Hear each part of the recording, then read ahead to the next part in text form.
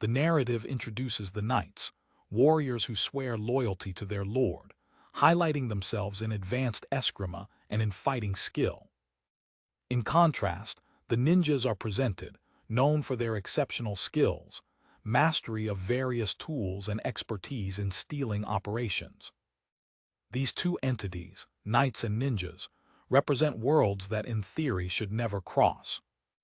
A writer reflects how, against all expectations, these two worlds are already on their side. Today, the third squad of the Knights of the Kingdom of the Sun is preparing for an important mission. The group of warriors is about to start a subjugation of monsters in a nearby Masmora. One of the members presents itself as Komi Sura, who is responsible for training the recruits of the third team.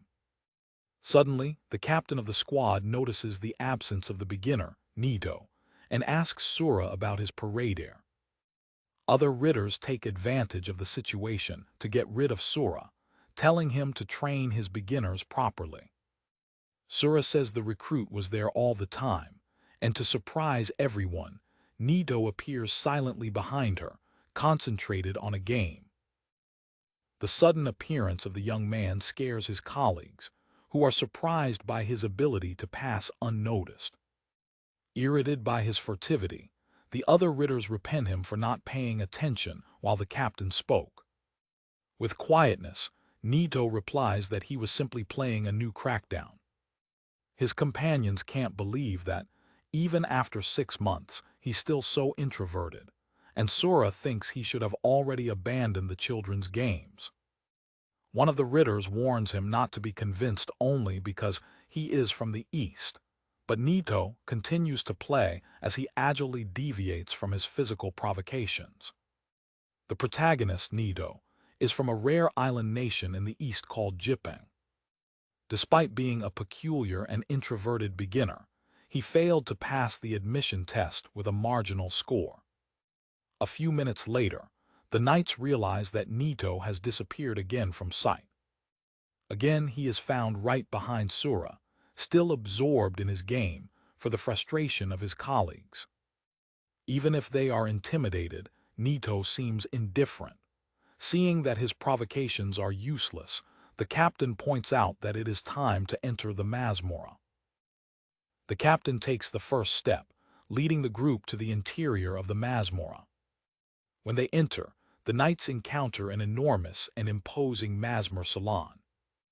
Naito, in turn, seems to perceive something unusual about the place, adopting a thoughtful expression. Sura, noting that he has explored masks frequently, asks if he's well, and the young introverted responds affirmatively, though without looking at her in the eyes. The group enters the first floor of a catacomb, advancing through the depths of the place.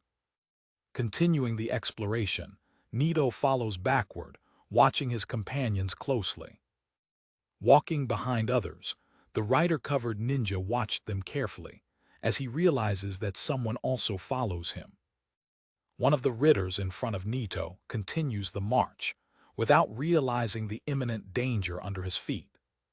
Suddenly, one of the ridders pits and falls, and the sound of a click reveals that he has acted a trap.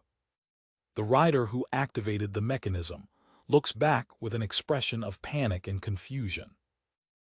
A stone wall falls suddenly, catching the whole group and blocking the way back. Sura realizes that it is a puzzle, while the captain, angry, repels the disastrous rider. In his defense, the rider points to Naito, accusing him of having scored in the same place first. Naito, with his usual calm, just comments that his style of walking is unique and apologizes, being repented for showing himself. Suddenly, a threatening presence is felt, and the captain warns everyone to be careful. The ridders look around, tensioned, feeling the approach of an unknown danger. Behind them, 4 giant creatures emerge from the shadows. They are trolls, and they seem ready to attack. Knights react with shock when identifying the creatures, who face them with sinister smile. Despite the surprise of finding so many monsters in a small Masmora, the captain orders that everyone prepare for the battle. Immediately, the knights attack in unison, using their special skill called Wave of Explosion. For the group's surprise, the powerful combined attack does not cause any visible damage to the trolls. The trolls counterattack with their giants and huge punches, scratching the knights with brutal force. The group of warriors is not paired to the devastating force of the monsters, being defeated one by one. In the middle of the carnificine, Sura is one of the few survivors. She sees her fellow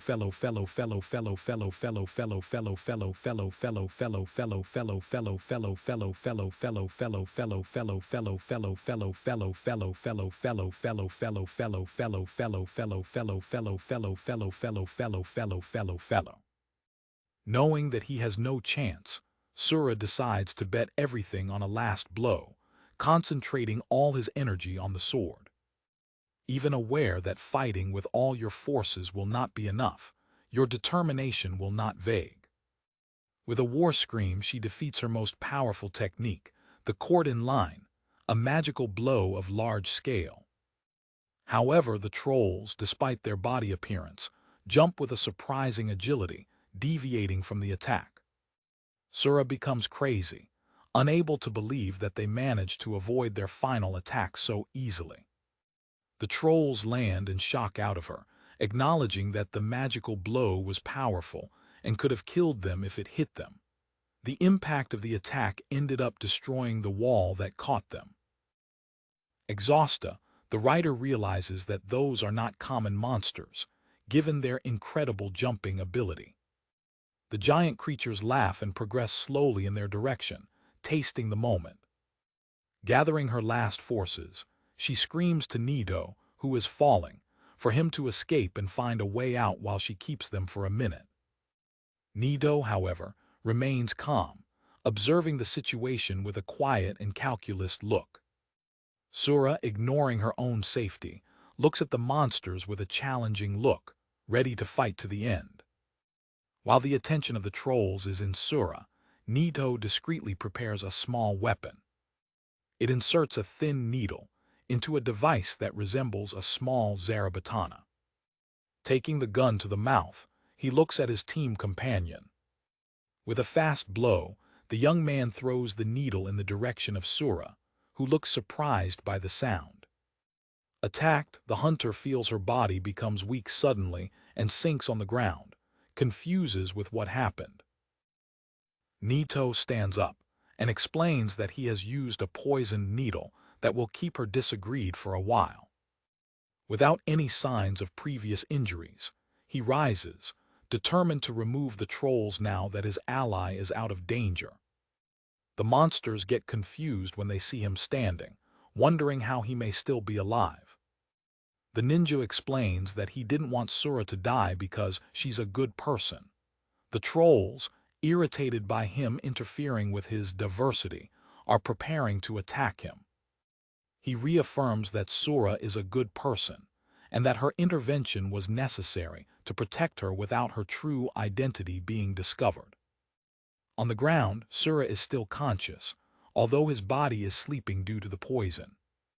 She struggles to move, confuses with the feeling of sleep, but she can observe the scene that develops.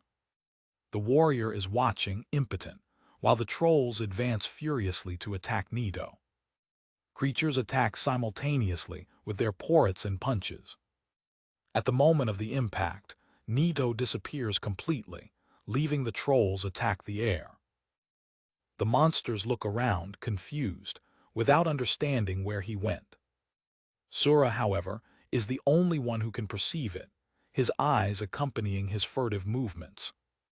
For his surprise, the young man is quietly standing behind one of the trolls, completely ignored. He hides behind the massive body of the creature, moving without making the smallest sound, as if he was playing.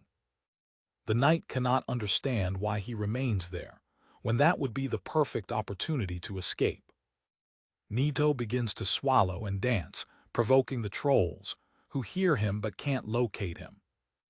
One of the giants, hearing the sound, asks how he managed to get there without being noticed.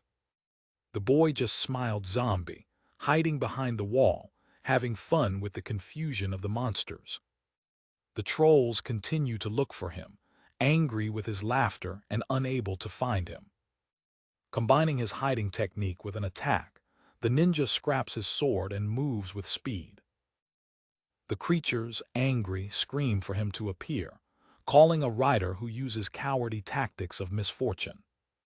It prepares to use a hiding technique in combination with a direct attack. In a touch of eyes, he gets a single blow, similar to Sura's court in line. The accurate attack cuts the bodies of all 4 trolls to the middle simultaneously. Creatures look at their bodies separating, unbelievers with what has just happened. Sura witnesses the scene with the eyes arranged, shocked with the demonstration of power. Naito lands elegantly as the bodies of the trolls rise around him. However, he looks at his sword with an expression of disappointment. He reflects that the ridders are incredible and that, as a ninja, he can't match such a power of attack, recognizing the depth of the scratch he learned in 6 months. With the threat eliminated, the young man begins to think of a plausible excuse to explain to Sura how the trolls were defeated. He decides to pretend that he is still injured and tell her that it was she who broke another line court, while he was unconscious, a story he believes she would accept. The boy is preparing to put his plan into action, looking at the immobile body of his companion.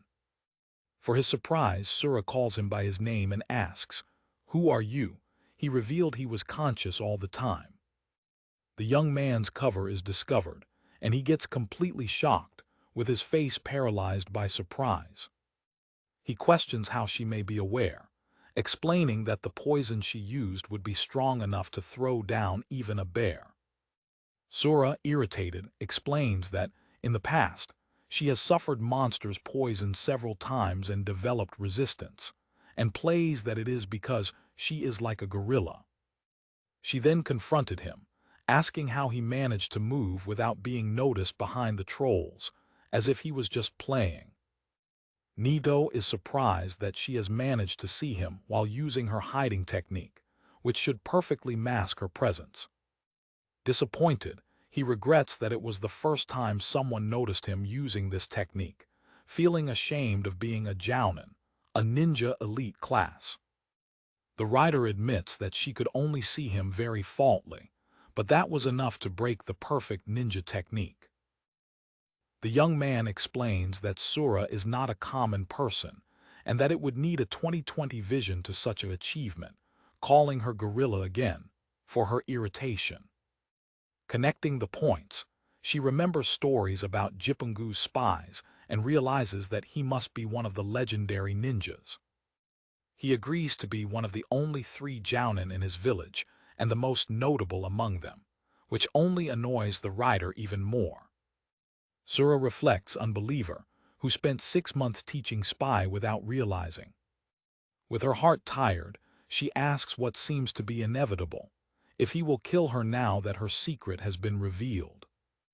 With a cold look, Naito confirms that, as his presence was exposed, eliminating it is the necessary procedure for the completion of his mission. He explains the concept of just heart, a mental training that the ninjas receive to justify any unhuman act at the service of their lord, preventing them from breaking.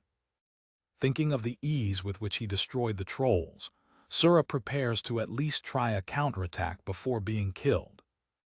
Suddenly, Naito changes his mind and says he won't kill her, leaving her completely shocked and confused. The young man tries to find the right words to explain his unexpected decision. In a flashback, he remembers how, over the last 6 months, Sura has always been kind and taught him the paths of a writer. He remembers that she was the only person who always met him, no matter where he was hiding. Although he had received a rigorous training so that no one could find him, he never imagined that the only person to see through his hiding would be she. He acknowledges that, because he has lived in the shadows, he first felt that her existence was recognized by her, and although he goes against the just heart, he doesn't want to kill her. The boy regrets that this makes him inappropriate to be a ninja, something he considers as shameful. Sura, understanding the dilemma, asks what he will do now. Naito explains that, to fulfill his mission and keep it alive, there are only two options left. Naito presents Sura two dark options to ensure her silence: to be captured by the Order of Knights, or to take a moronization drug that will delete her memory, leaving her with brain death. While waiting for the rider's response, the young ninja keeps an unbeatable expression, leaving the difficult decision in her hands. He explains that the drug is a powerful papula prepared from his ninja village, but Sura, with firmness, refuses to accept any of the options. With a determined look, the warrior demonstrates that he will not let himself be intimidated, preparing himself for the consequences of his refusal. Heeing up, Sura declares her loyalty as a rider, claiming that he will fight to the end to protect everyone, and that he will not curve himself to those who try to destroy the order. To her surprise, Naito acknowledges that he had no real intention to force her to make such a drastic decision, revealing that there was a greater purpose behind her actions. The ninja reveals his true goal: to recover the Bansenshuk, a set of sacred pergamines belonging to his village. Questioned by his companion, he explains that Bansenshukai is a sacred writing that contains all the jutsus known to his people. With a dark tone, the boy adds that the pergaminum also includes forbidden juts that no human being should ever use. He tells that a year earlier, a genius ninja in genjutsu and ex-jounin betrayed the village, becoming a fugitive and stealing the sacred scriptures. With his usual arrogance, Naito claims that, despite the fugitive being an elite ninja, he himself was the most skilled, for the growing irritation of Sura. Intrigued with the revelation, the knight asks him about the reason for her infiltration into the Order of the Knights. Naito reveals that, according to his information, Commander Ifyuru, the leader of the order, is trying to take possession of Bansenshukai. Sura is completely shocked when he hears the name of his commander involved in such conspiracy. The spy speculates that Ifyuru plans to use the forbidden techniques for evil purposes, insinuating an even greater danger, which leaves Sura even more agitating. Changing the subject, Naito mentions the recent and frequent Masmer exploration by Sura, which she justifies as simple missions of destroying monsters in peace times. However, he reveals the truth behind these missions. The true purpose is not to exterminate monsters, but rather to find treasures, specifically the Bansenshuk. Confused, her question why the pergaminum would be in a Masmora. The young man explains that the fugitive ninja, Kashin Koji, is an expert in genjutsu, the equivalent of a wizard. He continues, explaining that Masmoras can be created by magic, and that Koji created one in this country to hide the sacred scriptures. The ninja declares his plan: find the Bansenshukai before the commander Ifyuru, and if necessary, steal him to prevent him from falling into wrong hands. Sura finally connects the points, realizing that the dangerous recent missions were linked to that search, and remembering old dark rumors about his commander. The knight processes the information with an expression of concern, understanding the severity of the situation in which he is. Taking a decision, she proposes an agreement. It will keep his identity in secret so that he can continue his mission as infiltrated ninja. Naito hears the proposal of her ally, considering the terms of the agreement she offers. The warrior justifies his decision, explaining that, as he saved his life and his mission does not threaten the kingdom, it would be against the creed of the Ritters not reward the favor. In the name of God, she swears to keep her secret. The boy quickly accepts the oath, claiming that he confides in it to know how irritantly honest a writer can be. With the sealed deal, he claims that he will continue so until the mission is completed, putting his destiny in his hands.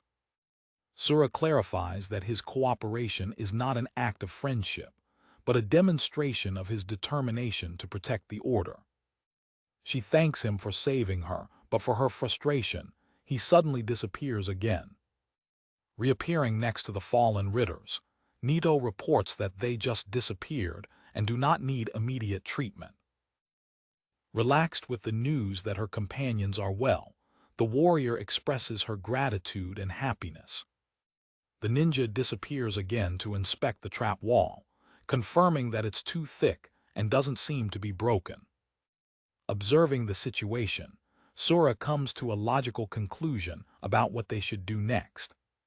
She deduces that the only way out is to find the treasure in the deepest part of the Masmorra, because opening it will disable all the traps, something Naito already knew. Determined, the spy decides that there is no other choice than advancing through the catacombs of the Masmorra. As he advances, he comments that if they are lucky, they will be able to find Bansenshukai, solving two problems at once. With a new goal in mind, the double accelerates the step, entering even more the depths of the site. The two continue their journey side by side, moving cautiously through the stone corridor of the Masmorra. Curiously, the writer asks Naito about his hiding technique, wanting to know how he executes it. He explains that it's called dark step technique and consists of several specific movements, such as flowing passes and race of the rappos. The boy details that the technique aims to hide the body from sight, imitating the movements of animals that are hidden in nature. It gesticulates with the hand, indicating another subtle but essential component for the effectiveness of its ability to hide. The young man concludes the explanation, revealing that a specific diet to eliminate body odors is crucial for the user's presence to disappear completely, leaving his companion impressed. Naito shows how the technique works, explaining that it involves spreading a thin layer of spiritual power over the body. Sura, though she finds the idea annoying, is amazed by the complexity of the skill. The warrior, impressed, questions whether the ninjas really possess so many techniques, and he confirms, highlighting the difficulty of controlling magic so accurately. Intrigued with the vast arsenal of his skills, she assumes that her offensive technique should also be impressive, and if asked which of the two, rider or ninja, is stronger in direct fighting. Surprising it, the spy acknowledges without hesitation that the knights are, far from, the strongest in a direct confrontation. He explains that the ninjas do not have direct offensive skills, and their tools are mainly used to escape, demonstrating with a small smoke pump to her incredulity. The purpose of a ninja, he elaborates, is focused on intelligence, strategy, and murder, with the main goal of passing unnoticed, not of fighting. For open battles, he mentioned that in his homeland, Jipang, there are the samurai fervent warriors specialized in battle. The writer is shocked by processing this new perspective, realizing that her view of the ninjas was completely wrong. It reflects the fact that Naito has dominated a large number of rider techniques in just 6 months. Sura understands that the essence of a ninja is to hide, moving furtively like a cat at the spit. She reaches an alarming conclusion. By combining the techniques of ninja hiding with the rider's scratch, he became a ninja hunter, a tremendous and hybrid force. As Naito goes ahead, his companion observes him, still prosecuting the immense power he represents. The young man suddenly goes into a corridor, and with confidence, indicates that the next path is through the wall in front of him. An object, possibly a dart or measurement tool, is shot and fixed on the wall, confirming the spy analysis. They get to an out-of-the-counter, but while the warrior sees an obstacle, Naito looks at the wall with an air of whom he has already found the solution. As she hurts him to find another way, he simply hits the wall, confirming his suspicions about his structure. He turns around and tells her, for confusion, that the way is right there, in front of them. The ninja poses small explosive artifacts on the base of the wall and instructs his partner to get a little away.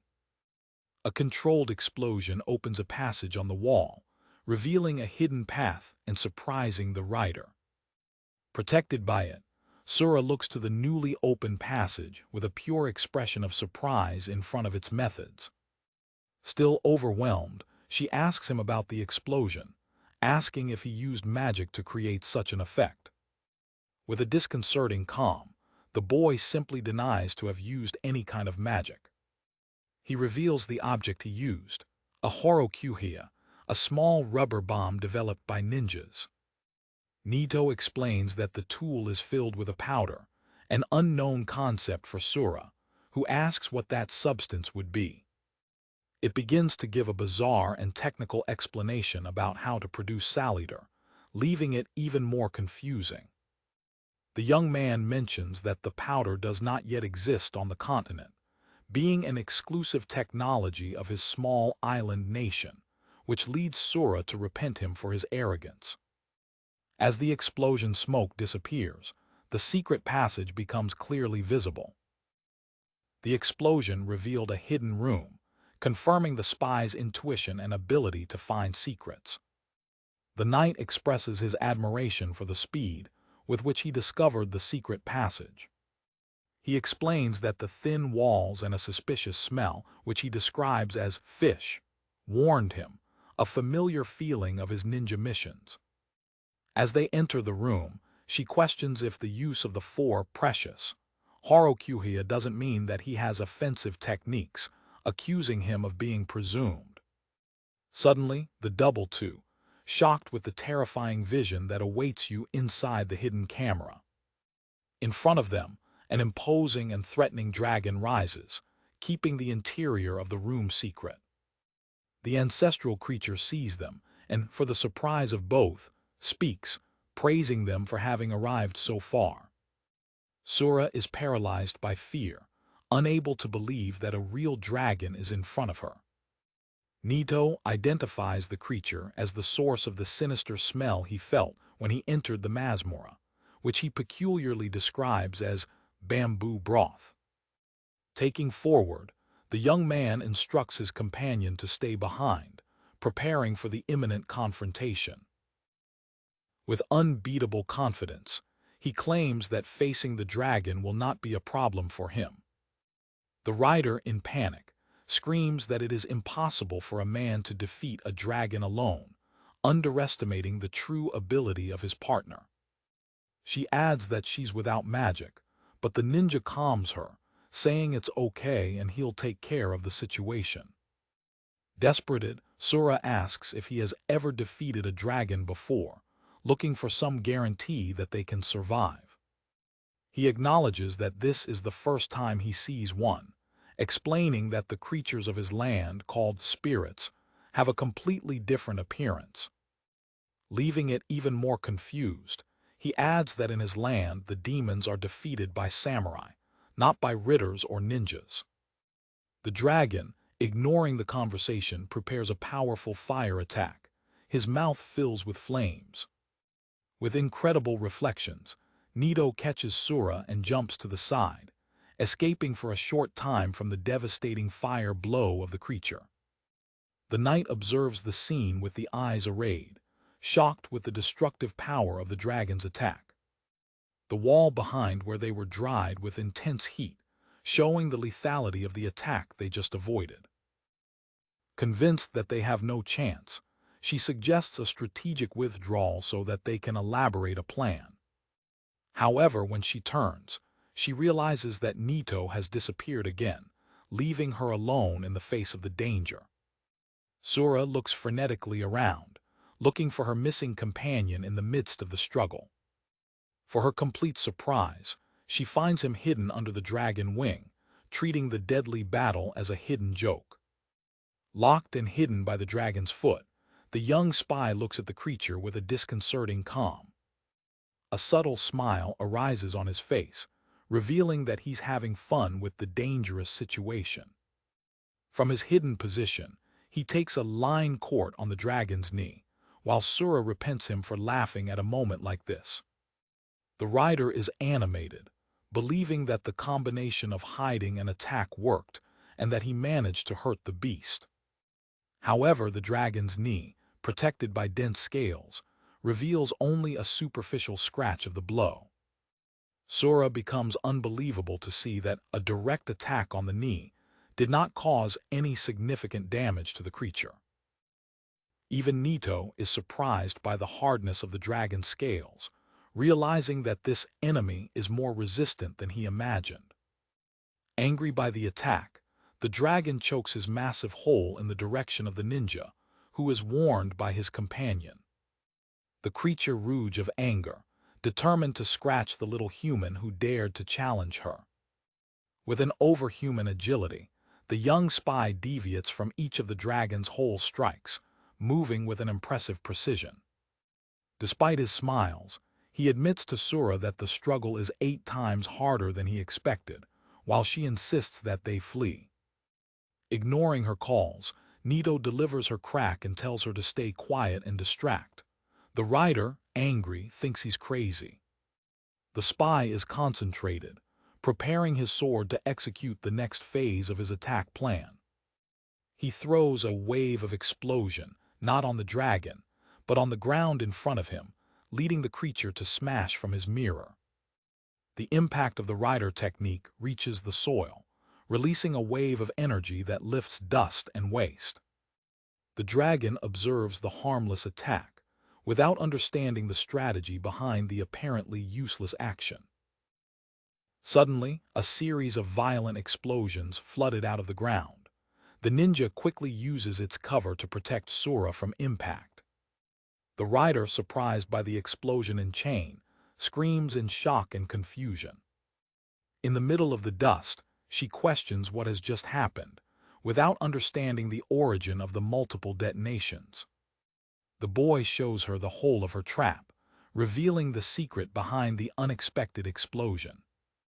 He explains that he used a ninja tool called Uzumebe, a kind of terrestrial mine that he planted while deviating from the dragon's hole. Sura realizes the genius of tactics. He used the explosion wave to detonate all the mines simultaneously, again combining the techniques of ninja and rider. In the middle of the smoke, she loses Naito from sight again, frustrated with her tendency to disappear. The dragon rouge of pain, its scales, before impenetrable, are now severely damaged by the explosions. The creature, now vulnerable, desperately seeks for its something, without realizing that it is already well in front of you, hidden. Getting advantage of the opening, the spy advances in a spike of eyes, throwing a final and decisive blow on the dragon's exposed chest. Attacked at its weak point, the giant creature begins to fall, defeated by the precise ninja attack. With a single and powerful cutting, Naito manages the facade of leaving the dragon in the middle, putting an end to the battle. He lands calmly as the remains of the creature fall around him, indifferent to the magnitude of his act. Sura observes, attonite, realizing that he alone carried out a task that would normally require a whole group of experienced warriors. After the battle, they find a treasure bay kept by the dragon. Sura suggests to break it, but Naito, for her surprise, begins to try to break the lock, while she reflects how formidable Danzo Naito really is. The young man sees the bay at the top of a staircase, immediately identifying it as the treasure of the room. While the rider offers the brutal strength of her sword, the ninja kneels to examine the lock, preferring a more subtle approach. Her partner gets impressed by seeing him trying to break the lock, and he just asks her to be patient while working. With a click, the closure opens. He reveals that he has used a Kurarakage, a ninja riding tool so simple that even a child could use, provoking another Sura repentance for his arrogance. After the confrontation, Naito and Sura face the entrance of a new section of the Masmorra, where the stone stairs descend to the dark. With the remains of the dragon defeated at the bottom, the double approaches the treasure valley, believing that it can contain the Bansen Shukai. Naito announces that he's opening the bay, while his partner observes with a mix of expectation and concern. When they open the cover, they encounter a brilliant treasure filled with gold coins, diamonds, and pearls. The rider is amazed by the wealth, but the young ninja appearance reveals a deep disappointment. With a breath, the spy confirms that Bansen Shukai is not there, considering the search a failure, for the confusion of his ally. The boy observes the treasure without interest. His mind is already focused on continuing the mission of finding the sacred pergamon. Before they leave, he asks if the smell in the air was of bamboo, but Sura corrected, saying it looked more like butterflies and hurts him to help the other ridders. 2 days later, in the quarter of the Knights of the Kingdom of the Sun, the tranquility is about to be interrupted. Sura quickly walks through a corridor and strikes urgently at the door of Naito's room. She impatiently awaits from the outside side, noticing the unusual silence coming from within the retirement. Worried about the lack of response, the warrior calls by the name of her companion, asking if he is there. A rough and reluctant response eventually echoed from inside the room, confirming the young man's presence. Irritated by the delay, she requires him to open the door immediately, noticing how quiet the environment is. Behind the door, Naito questions the reason for the emergency, reminding her that it is their holiday day, but she insists that it is an emergency. The knight tries to negotiate, saying he will explain everything as soon as he opens the door, but he continues to relude. Losing patience, Sura screams for him to rush and open the door, tired of his tightening. Finally giving up, Naito allows her entrance, while she resmuggles about how the introverts are difficult to deal with. With a formal leave, the warrior enters the room of his peculiar team colleague. When she enters, she gets shocked when she finds the boy lying on the ground, completely surrounded by batteries and more batteries of books. She asks him sarcastically if he was born of books and games, and he calmly answers that this is how he usually spends his holidays. Curiously, the writer is inclined and asks what he is reading, admitting that he cannot understand a single word of the text. Her question seems to confuse you instantly, as if the answer was obvious. Suddenly, the ninja turns into an enthusiastic tiger, explaining about a popular series of books from his homeland, Zipungu, to the irritation of Sura, which sends him to silence his mouth. Changing the subject, she reports that she also had to give up her holiday day for an unexpected training. She reveals the cause of the emergency. The vice commandant of the Order of Knights, Lord Shimura, the Holy of the Sword, arrived to serve a sprint training. The young man regrets having to break his reading marathon, complaining about the situation, but his partner hurts him to get up. It has already been recalled. He questions why a figure as important as the Holy of the Sword would suddenly visit the third peloton. Sura theorizes that the stories about a rider defeating a troll and a dragon came to her ears, and that he probably came to see the true author of the facade, Ni. The spy deduces that Shimura came to personally assess the alleged threat, which leaves her companion visibly nervous. As time is exhausting, she urges him to prepare for training. As the boy stands up, the warrior looks at him carefully. She notices how lean he is and asks, worried if he has fed enough. He explains that for a ninja, it is crucial to keep the weight below 60 pounds, the equivalent to a bag of rice, to ensure its agility. To prove his point, he jumps and hangs on the roof only with his fingers, explaining that the excess weight is a luxury that he cannot have in his missions. While balancing easily, he adds that the knight's armor weighs 30 pounds, which would force him to lose even more weight, leaving Sura horrored with the idea. The expression of the rider reveals her growing concern with the extreme methods of her partner.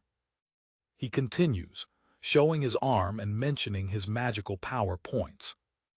Sura, remembering that he had 12 points, is surprised when he corrected, claiming that he had 15.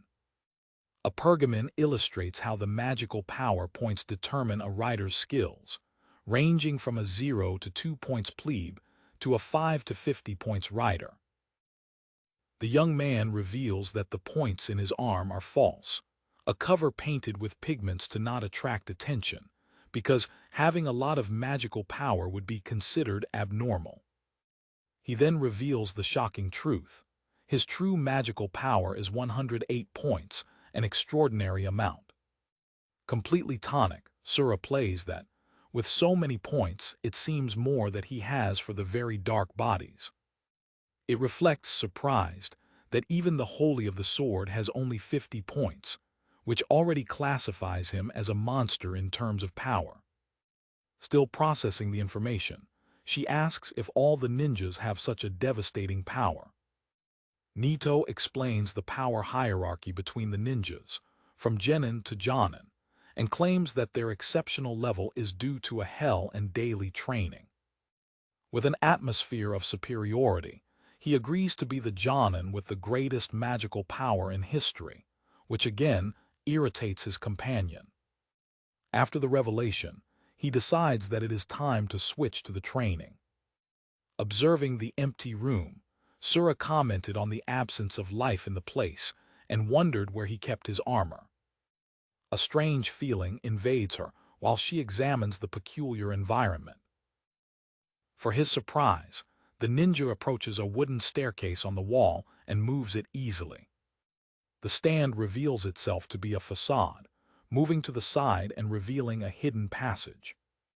It uses the staircase as an improvised staircase to access a secret compartment on the roof. The rider follows him and discovers a hidden second floor, a mezzanino where he keeps his possessions and apparently lives. The discovery leaves her completely open, releasing a scream of unbelief. She confronts him, questioning the existence of a second floor, and he calmly explains that it is where he lives hidden. He elaborates that the ninja houses are always equipped with puzzles and secret passages, as they are constantly under the threat of enemies. Sura finally understands that the strange feeling she had was caused by the roof lower than normal. Naito points to the roof and explains about one of his puzzles, a stop roof that can be activated to scratch any intruder. He adds that the compartment also serves as your main escape route, making your partner think he really does what he wants. An external view of the Cavalier's quarter marks the transition of the scene, while the double is preparing for the training. Ready to go out, Sura asks where is his training sword, but the young man just tells him to be careful. Suddenly, she throws on a flat plate on the ground, which rises violently, scared her. The boy warned her, a moment before she activated the trap. A close shows the warrior's foot pressing the hidden mechanism on the floor. He explains that it's a katana kakushi, an ingenious ninja to hide weapons, which triggers a scream of frustration from Sura. A detailed diagram reveals the low floor of Naito's ninja base, showing the suspended roof, the hidden staircase, and the underground passage. In the training courtyard, the Vice Commandant Shimura goes to the third pilot, ready to start the evaluation. Presenting himself formally, the Holy of the Sword greets the knights, who face him with a mix of respect and nervousness. Shimura sets the rules. He will personally test the spirit of each, and the use of magic is strictly prohibited. The Ritters respond yes, but Resumate in particular, irritated by having their precious day of vacation interrupted. The Vice Commandant points to Sura, calling her to be the first, intentionally mistaken her name to Sarah. The rider is surprised to have been chosen to start the training. Shimura thinks loudly if the rumors about her defeating a troll and a dragon are true, suspecting that she hides some trick. A pergamon explains that the knights are classified according to their strength. The pergamon continues, revealing that currently there are only 2 masters of the sword, Commander Ifuru and Vice Commander Shimura. Despite his nervousness, Sura feels exciting with the rare opportunity to be trained personally by the legendary Holy of the Sword. On the side, Naito observes the scene with his usual impassible expression, waiting for the development of the events. The two position one in front to the other in the courtyard, and Shimura declares the start of the training battle. Without hesitation, the Holy of the Sword advances with an overwhelming speed and strength, releasing a series of strikes that Sura hardly can accompany. The warrior's expression turns into shock and pain under the pressure of the implacable attack. She is brutally thrown down to the ground, her body unable to resist the strength of the master of sword. The other ridders watch the scene horrifying, surprised by the demonstrating of power of their superior. Shimura asks her if that's all she has to offer.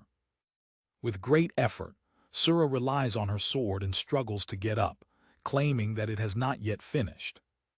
Externally seriously, the vice commander feels internally relieved, concluding that the rumors were false and that his title of Holy of the Sword is not threatened. Decided to give him a lesson so that he doesn't become arrogant in the future, he advances again, with the intention to hurt her seriously. Sura anticipates the final blow, her pale face of fear when she sees the sword approaching. Suddenly, a metal sound echoes, and the spectators, including Shimura, react with total shock. Naito arises from nothing, blocking Shimura's attack with his own sword, protecting his companion. The impact of the meeting of the two lanes raises a cloud of dust, marking the unexpected intervention. Still recovering, the hunter looks at her savior, unbelievers, questioning her actions. Shimura, angry with the interference, becomes even more confused by not having felt the approach of the beginner. Calmly, the young man presents himself as a recruit and humbly asks to fight in the place of Sura. Although he considers the request a courage, the Holy of the Sword accepts the challenge, ordering him to be the next. The warrior, still stumbled, thanked Naito for once again coming to his help. He replies that he's just excited to test how much his scratch has improved in the last 6 months. Now, in the middle of the courtyard, Naito and Shimura face each other, ready for the duel. The vice commandant, with the sword on the punch, signals to the beginner that they can start. The spy simply agrees, keeping his posture relaxed but focused. While the other ridders get rid of the beginner's intrusion, Shimura attacks at a tremendous speed, hoping to end the struggle quickly. The impact of the coup sends the young man flying through the courtyard, lifting dust with the force of the impact. He falls to the ground, apparently defeated by the first and only attack of the master of the sword. The Pilotone colleagues laugh at the scene, commenting that it was the expected result when challenging the Holy of the Sword. Shimura, disappointed, wondered if the strange feeling he had before was just his imagination. However, falling to the ground, Naito discreetly reaches an object in his pocket.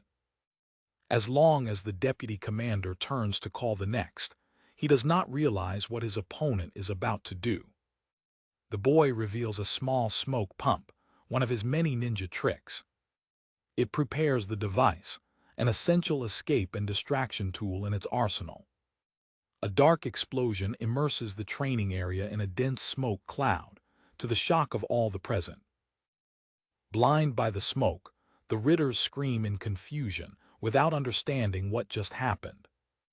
A pergamon explains the ninja escape technique, which uses smoke pumps to hide and escape. Shimura, surprised in the middle of the smoke, tries to locate his opponent. Sura, determined not to miss a second of the struggle, runs to the edge of the smoke cloud to be able to better observe. The master of the sword remains in custody, his senses endured by the sudden change in the battle. From the depths of the smoke, Naito emerges, standing and unclean, and calmly proposes that they start again. The Holy of the Sword is shocked, noticing a drastic change in the aura of the young man, as if a switch had been activated inside him. The spy's look is now cold and calculus. His true nature begins to come to tone.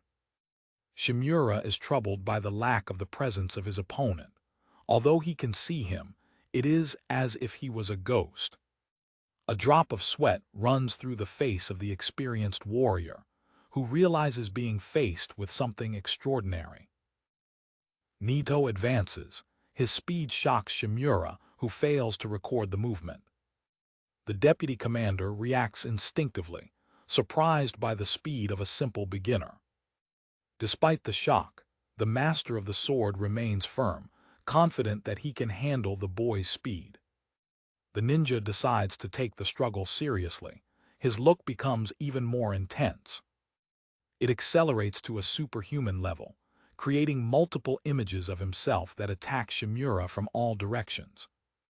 The holy of the sword is completely overwhelmed, unable to distinguish the true Neptune in the midst of the swallow of movements.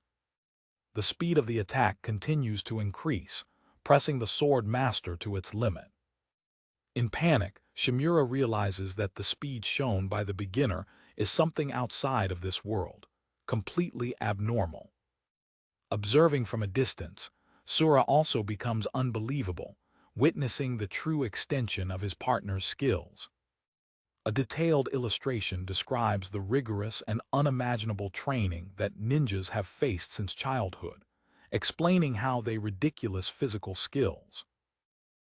From Shimura's perspective, Naito's attack is a thunderstorm, a steel storm that is impossible to defend. In a glance, the young man disappears and silently reappears behind the holy of the sword, with a cold expression. Sura, the only one who can follow her movements, realizes the imminent danger. The vice-commandant feels a presence behind him and turns himself with a pure expression of horror. Desperated, the rider screams a warning to her superior, trying to warn him of the threat on her back. The scream and sudden appearance scare Shimura to such a point that his soul almost leaves his body. However, the spy does not attack. Instead, he allows the master of the sword to recover and take a blow. The boy is preparing to receive the attack, his plan to hide his true strength still in action. When the smoke disappears, the other ridders see the two again, without knowing the exchange of overhuman strikes that occurred. To keep his disguise, Naito leaves himself hit by Shimura's attack, dramatically falling to the ground. He feels to be seriously injured, sweeping of pain to make the action more convincing. The other ridders, alien to the truth, laugh and shout him because he has been defeated so easily. The young reflect that, as magic was prohibited, any trace of his real abilities would instantly be noticed by the holy of the sword. Sura, however, saw the truth. She wondered, shocked, who he really is to be able to fight equally with a master of the sword. The spy believes that he has managed to compensate his still developing spy with his physical skills, but he acknowledges that there is still room for improvement. Shimura, sweating cold, is now sure that the beginner is not a common rider and represents a potential danger. Finishing the farce, Naito stands up, thanks the vice-commandant for the training and offers him a drink. While drinking, the master of the sword thinks he needs to report that suspicious person to the captain as soon as possible. Suddenly, the drink begins to make effect, and Shimura's expression becomes empty and confused. Completely disoriented, he looks at the boy and asks, "Who are you?" Your mind is now turning. Sura, realizing the drastic change in the behavior of her superior, asks Naito what he did. The ninja calmly reveals that he baptized the drink with a strong moronization drug to prevent Shimura from investigating him. Using the supposed state of the vice-commandant, the spy asks the Northwest Tower to be the next target for a Masmer expedition. With a foolish smile on the face, the drugged holy of the sword immediately agrees, without any hesitation. The rider observes the scene, unbelieved, while her superior behaves in a completely bizarre way under the effect of the drug. The boy explains his logic. He felt the persistent smell of Kashin Koji in the dragon Masmer that they explored days before. His partner, shocked, asks if this means that the mascara belonged to Koji, but Naito believes that he was just passing. They argue how, although the ninjas must be inodorous, Kashin Koji, for some reason, has a subtle smell that only Naito can detect. Observing a map, he reveals that he found traces of the smell in all the Masmores he visited, and the trace becomes stronger towards the northwest. He concludes that his target, the betrayal ninja, is probably going to the Masmora located in the imposing tower in the northwest. Giving continuity to its mission, the cavalry squad travels through an arid landscape towards its next destination, the northwestern Masmora. During the cavalry, the other ridders complain about the new mission and the unexpectedly cold weather in the northwestern region. Sura, irritated, observes that Naito remains the same ever, completely absorbed in his peculiar game of crackdown. One of the knights reminds them that there is nothing to do, because they are following direct orders of Lord Shimura, who is still under the effect of Naito's drug. Suddenly, the writer notices the imposing destiny that rises on the horizon. As they approach, the young ninja comments about the impressive cloud that surrounds the structure, and his partner confirms that this is why the place is known as the Snow Tower. She explains that, for some unknown reason, although it is a cold region, the cloud is increasingly dense around that tower. Curiously, the warrior asks her companion if he doesn't feel cold, questioning if her resistance is the result of another one of her special ninja training. Instead of answering, the boy just throws him a mysterious and presumptuous smile. The group of knights realizes that they are not alone, watching other people following in the same direction as they. They face a trio of men of robust and intimidating appearance, who seem to be experienced adventurers.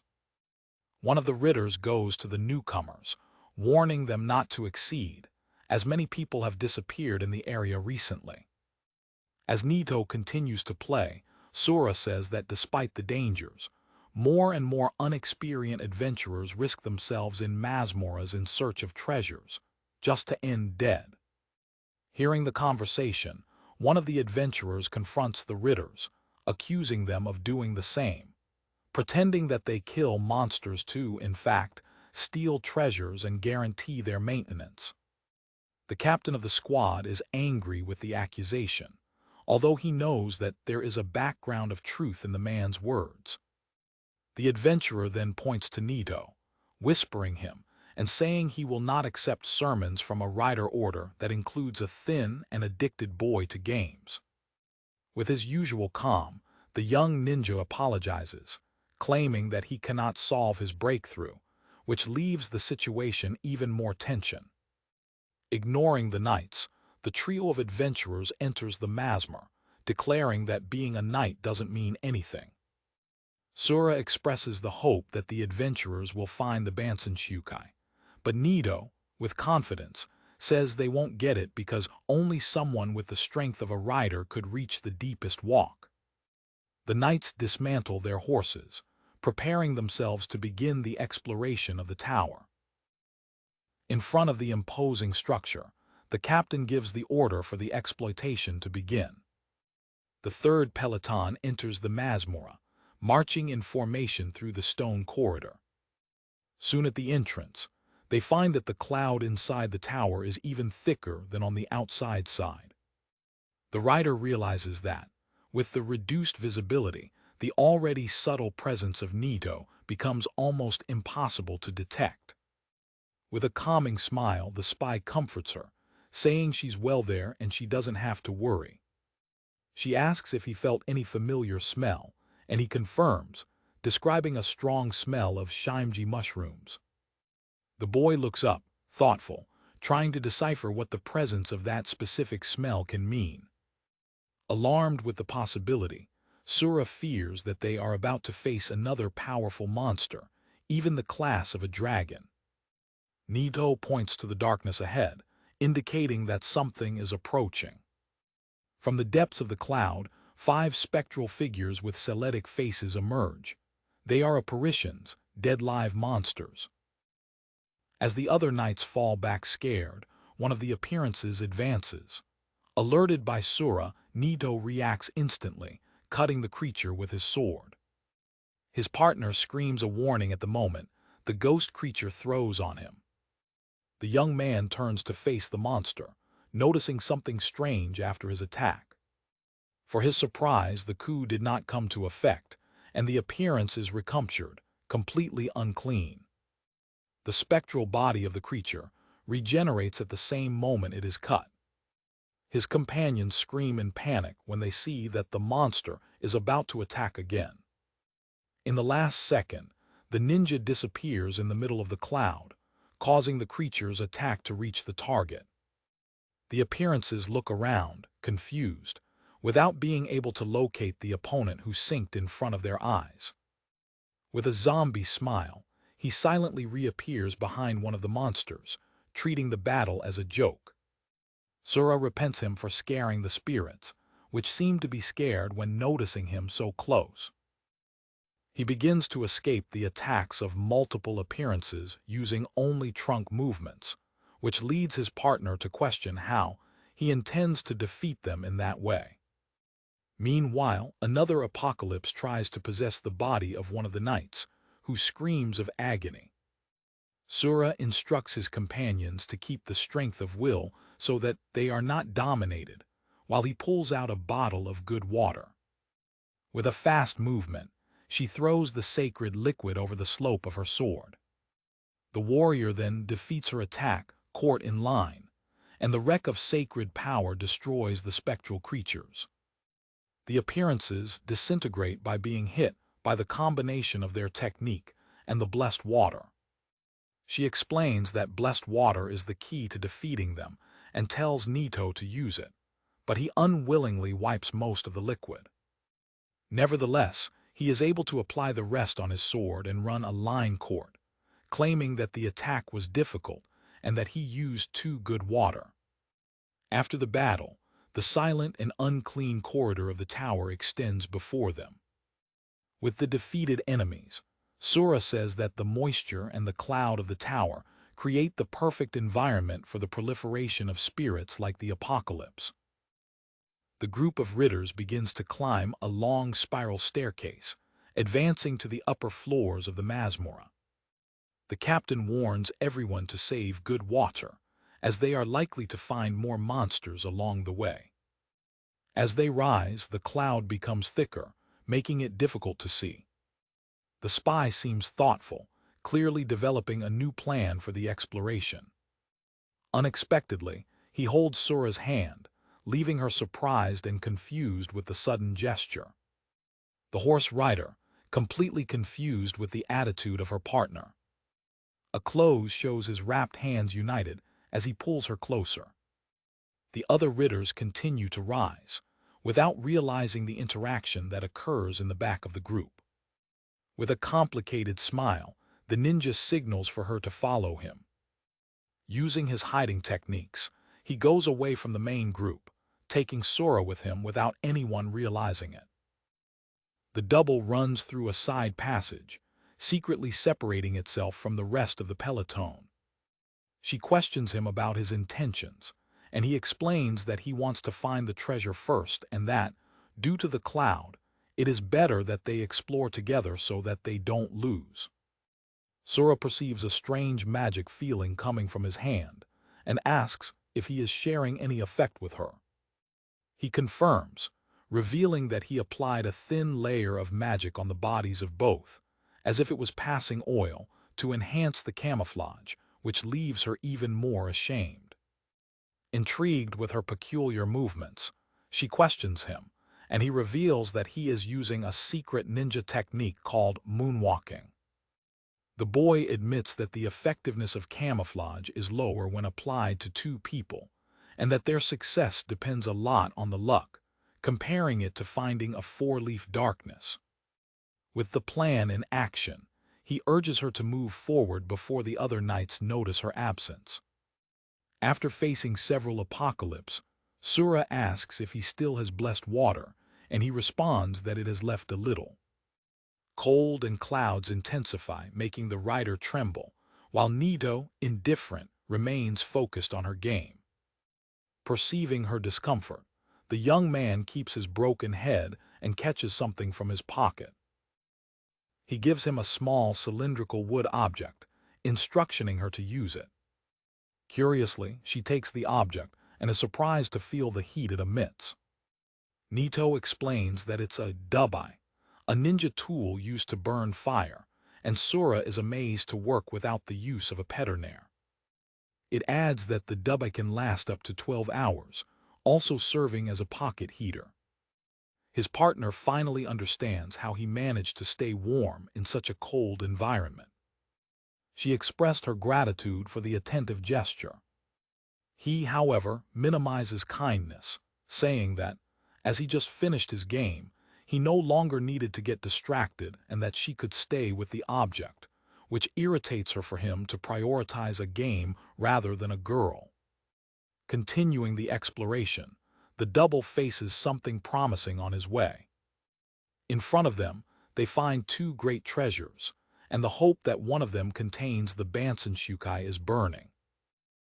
When they find the bases, Sura says that adventurers like those who have seen before risk everything for treasures like those.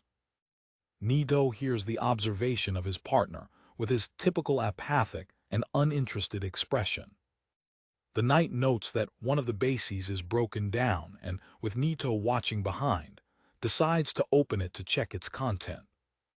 For your surprise, the bay is filled with gold coins and silver bars, an impressive treasure that leaves you amazed. Satisfied with the first, she turns with expectation for the second bay, ready to find out what he keeps. With a fast movement, the warrior lifts the cover of the second bay, hoping to find more wealth. However, for his full horror, the bay reveals himself a mimic, a betrayal monster who looks at her with a shell full of teeth, leaving her paralyzed by shock. In a glance, the young ninja is already positioned behind the Mimi, holding the creature's cover to contain it. Sura becomes crazy with the speed of her companion, wondering how he managed to move behind the monster so quickly. With a dry blow, the boy forces the Mimi's cover to close, capturing the creature inside his own cover. He then pulls out a specialized ninja tool, a Kurorakage, prepared to deal with the captured monster. Using the tool and the hole closure, he manages to open it with a click, which gives a relieved gratitude from his partner. The spy explains that he suspected the trap because of a strange smell, and reveals that, now, a simple Kurorakage can defeat a Mimi, leaving Sura thinking about how scary is a ninja that can open any closure. Irritated, she asks why he didn't warn her, and he apologizes, claiming that he didn't want to interrupt her transcendent desire for treasures, which she vehemently denies. Deciding to let the treasure to the captains collect afterwards, the writer asks if the real treasure, the Bansenshukai, is still somewhere else in the tower. The double stops suddenly, looking around with an expression of confusion, realizing that something is wrong. They find that, in some inexplicable way, they return to the exact place where the two bases were. The warrior panics when she realizes that she's caught in a kind of labyrinth, screaming that she's lost. As she is desperate, Naito calmly notices that the dense cloud is making the masmer more complicated than expected. Suddenly, Sura's stomach runs high, making her corner of shame in the middle of the stressful situation. The young woman suggests that they rest a little, but she, constrained, denies the noise and insists that they continue before the rest of the group reaches them. Ignoring her protests, he offers her small dark spheres, identifying them as provision balls. Although the food looks a bit scary, the writer accepts the offer with a hesitant thanks. She questions the stunning texture of the food, and her partner explains that it is a preserved campaign ration, typical of the ninjas. When trying, Sura is surprised with the sweet and pleasant taste. Naito explains that they are made with sugar and medicinal herbs, such as ginseng and lotus seeds, to relieve fatigue. As she recovers, the spy also consumes his own travel ration. With the renewed energies, she says that mascara seems to be a challenge even for an elite ninja like him. The boy corrects it, explaining that he's not eating a hunger pill but a hunger pill, and begins to detail the differences between them based on the ingredients, until Sura, already tired of his explanations, sends him to silence the mouth. Restored, they decide to resume the exploitation, determined not to lose themselves again. Naito then asks his companion to return him the dubai, the pocket heater he had borrowed him. He pulls a small and thin metal needle out of his toolbox. Confused with the action, Sora asks what he intends to do when he sees him putting the needle in the heater. The ninja puts the modified dubai in a small shell with water, where the object begins to float. Slowly, the floating device begins to rotate over the surface of the water, moved by an invisible force. The warrior is watching the scene, confused, imagining if he is performing some kind of ritual of guessing.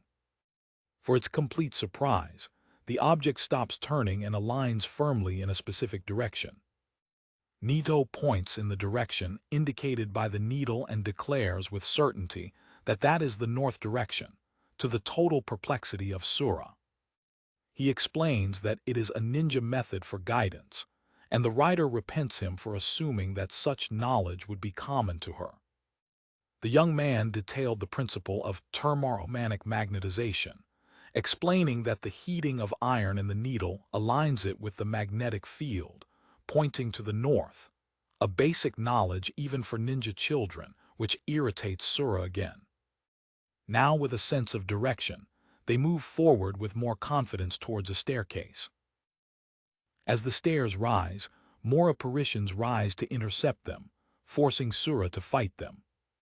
The double continues its untouchable ascension, climbing step by step through the one-way tower.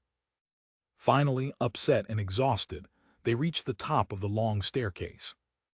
They enter a long and imposing corridor, which they believe is the final floor of the tower.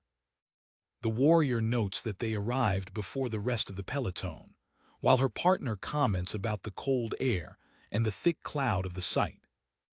The corridor divides itself, presenting two rooms, one on each side as your next challenge.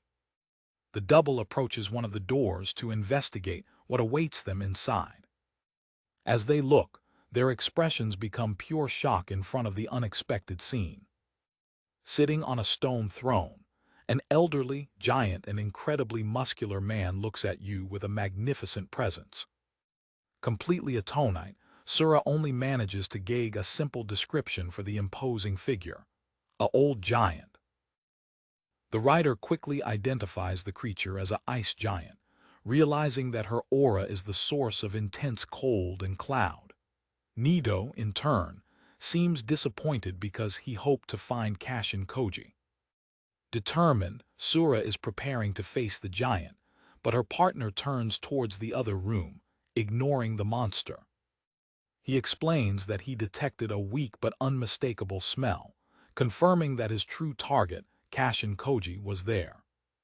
When they look inside the second room, they both get paralyzed by surprise with what they see. The comfort is completely filled with a massive and countless horde of apparitions. At the bottom of the room, inside a cell, they see the three adventurers they had found at the entrance of the tower, now imprisoned and in deplorable state. The warrior acknowledges them immediately, confirming that they are the same men who faced them earlier. Sura gets confused with the absurd amount of monsters, comparing it to a festival bon, a cultural reference that Naito doesn't understand but knows she's wrong. The knight quickly deduces the situation. The appearances gather there to take advantage of the ice aura of the ice giant, and at the same time watch for the prisoners. The ninja reflects about why monsters have captured humans instead of simply killing them. His partner raises the hypothesis that adventurer could serve as food for creatures. However, they agree that the number of prisoners is too small for such a large horde, leading Sura to assume that they are being kept for a subsequent purpose. The complexity of the situation leads Naito to a fundamental question: what is exactly a Masmora? The philosophical question of her companion takes Sura of surprise, forcing her to reflect on a concept she always accepted without questioning. It offers the standard explanation. Masks are created by magicians as habitats and traps, using treasures as iska to attract humans.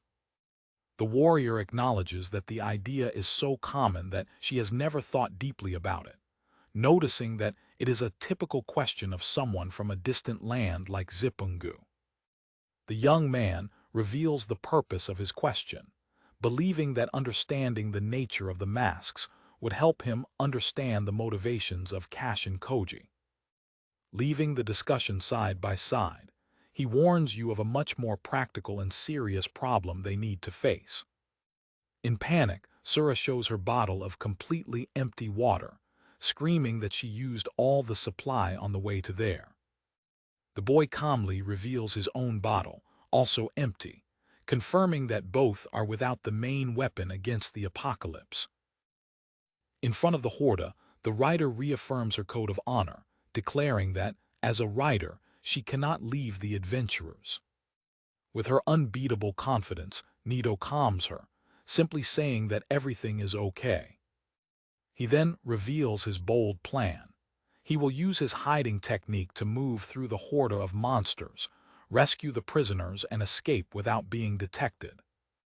The spy naturally adds that, after the rescue, they will defeat the ice giant, which shocks Sura, who remembers that the hiding technique for two requires them to give their hands. Sura considers the options and agrees that the best strategy is to rescue the prisoners first, because fighting with the giant would warn the horde and put the captives in deadly danger. Full of determination, the warrior declares that he will fight next to him to defeat the ice giant together. The hesitating and little enthusiastic response of her partner leaves her angry, as she realizes that he does not have the least intention to count on her help.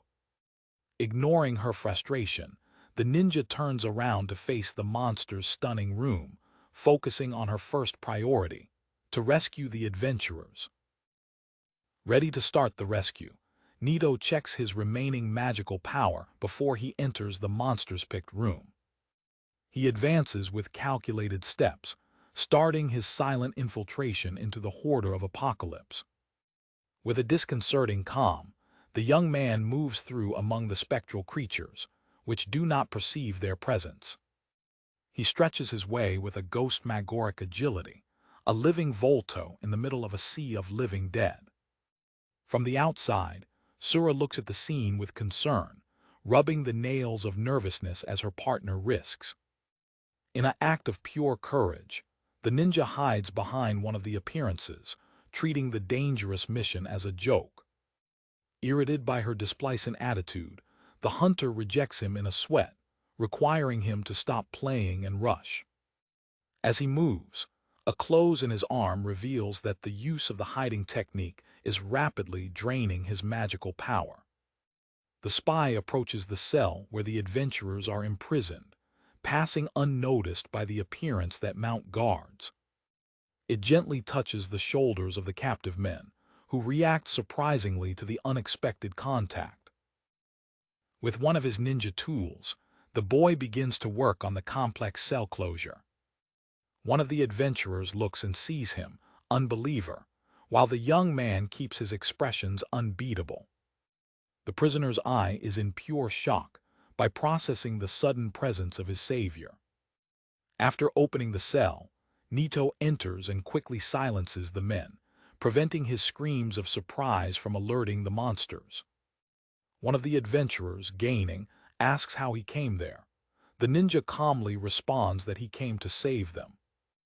Commoved, the man takes the hand of his liberator in a gesture of deep gratitude, while the boy instructs him to hold his hand. Through the contact, the spy shares his magic of hiding, involving the adventurer in his furtive aura. He then forms a human current, holding the hand of the three adventurers to extend the effect of his technique to all. The young man explains that his magical power with an oily texture will make them indetectable for the appearances, for the surprise of men. He guides them out of the cell, asking for silence and making a reference to a four-leaf tree, which confuses even more the adventurers.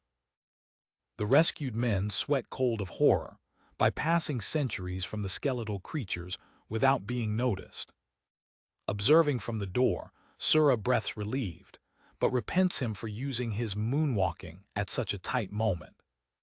The group passes through the room successfully, rising out of the horde of apparitions without raising suspicion. The meter in your arm shows the rapid exhaust of your magical energy, now shared between 4 people. The knight realizes, alarmed, how quickly the power of her companion is wasting to protect the 3 additional men. Suddenly, a noise coming from the other room draws her attention, and she suddenly turns in the direction of the sound.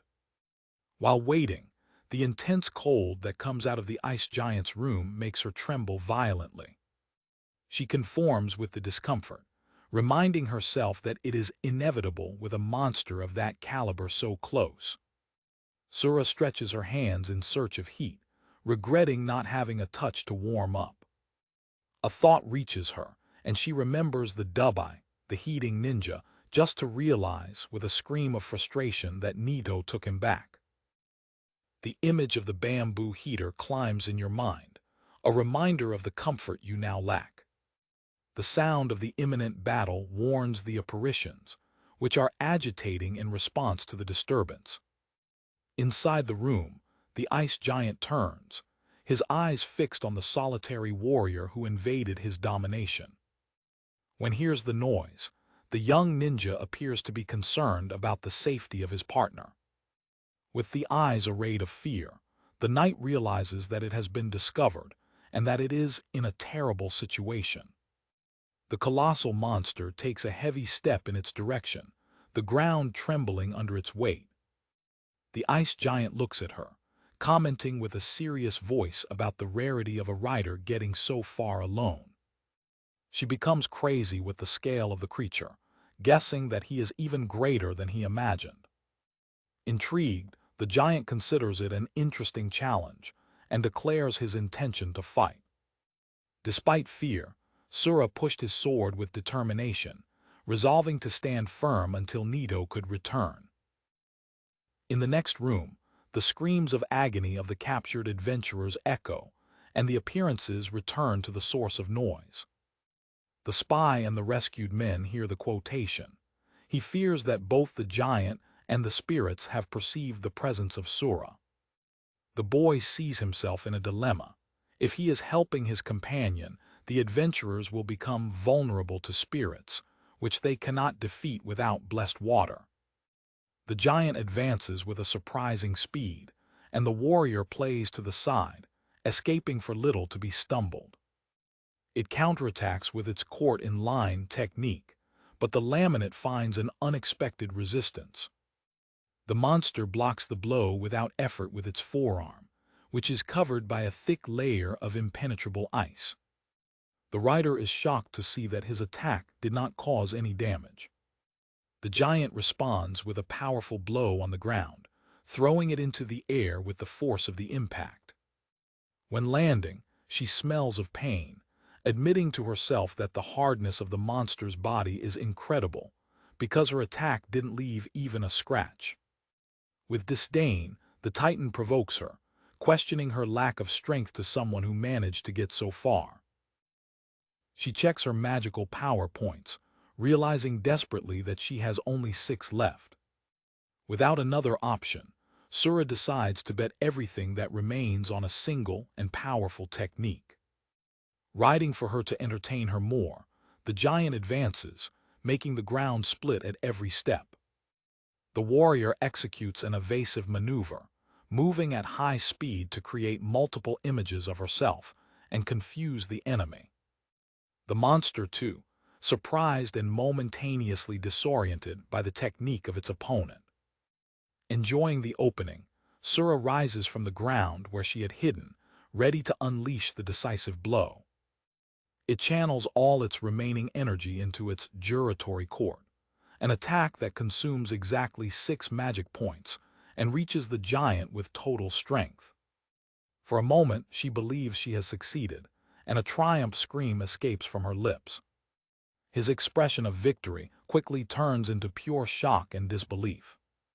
The giant remains standing, revealing that her strongest attack resulted in nothing more than a superficial scratch on his shoulder. In despair, she realizes the futility of her efforts. Angry by being wounded, the monster releases his anger. With a rush, the giant makes ice stacks out of the ground, stumbling and imprisoning the rider. When she sees herself defeated, she believes her end has come. Meanwhile, in the other room, the horde of appearances is agitating. Their spectral bodies shine with a sinister blue light as they return to the outlet. Naito, realizing the urgency, hurts the adventurers, his mind working quickly to find a solution to the horde. Suddenly, an idea arises, and with a stall of mental fingers, he finds the solution to the apparently impossible problem. He pulled out of his pocket the pills of the head that Sura had shown before. One of the adventurers, confused, asks what those spheres are, and the ninja explains as he instructs him to hold his shoulder.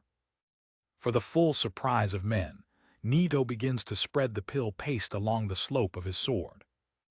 The adventurer panics, questioning the rider's health because he's spraying food in his weapon at a time like that. The young man calmly explains that the beef contained in the pills contains an enormous amount of salt. He begins to share a knowledge of his homeland, Zipungu, to the confused adventurer. With a clever look, he reveals that, unlike the blessed water, salt is the true weakness of the spirits in his country. The ninja is preparing to perform a combined technique, combining furtivity with the purifying power of the head pills. He is looking at the horde of appearances, ready to release his devastating technique.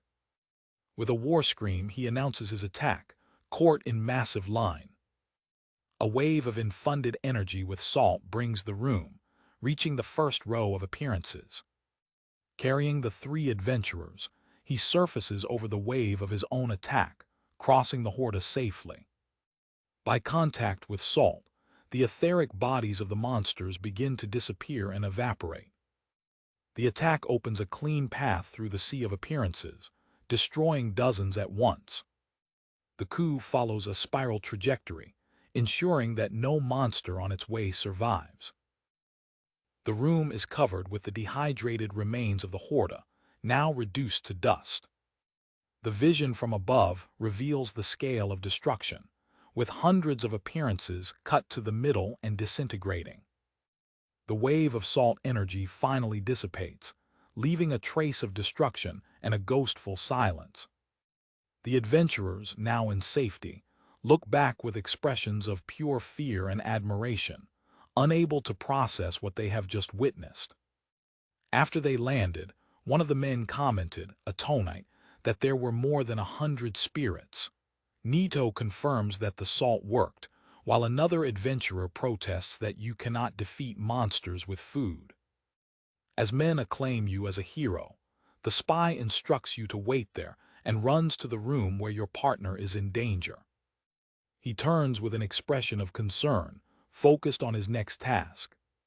The boy comes to the camera and finds Sura stuck in an ice structure, at the expense of the imposing giant. Relieved, the writer screams the name of her savior, the hope rising in her eyes. With a fun tone, he comments that she looks like a sculpture, which leaves her angry despite the critical situation. The ice giant, surprised by the arrival of a new opponent, asks if there was another one. Sura warns him to be careful, explaining that not even his juratory court managed to shake him, and screams so that he doesn't walk so calmly. She cores, constricted by her own impotence, but genuinely concerned about her safety. The warrior reminds him desperately that he has only 6 magical points left.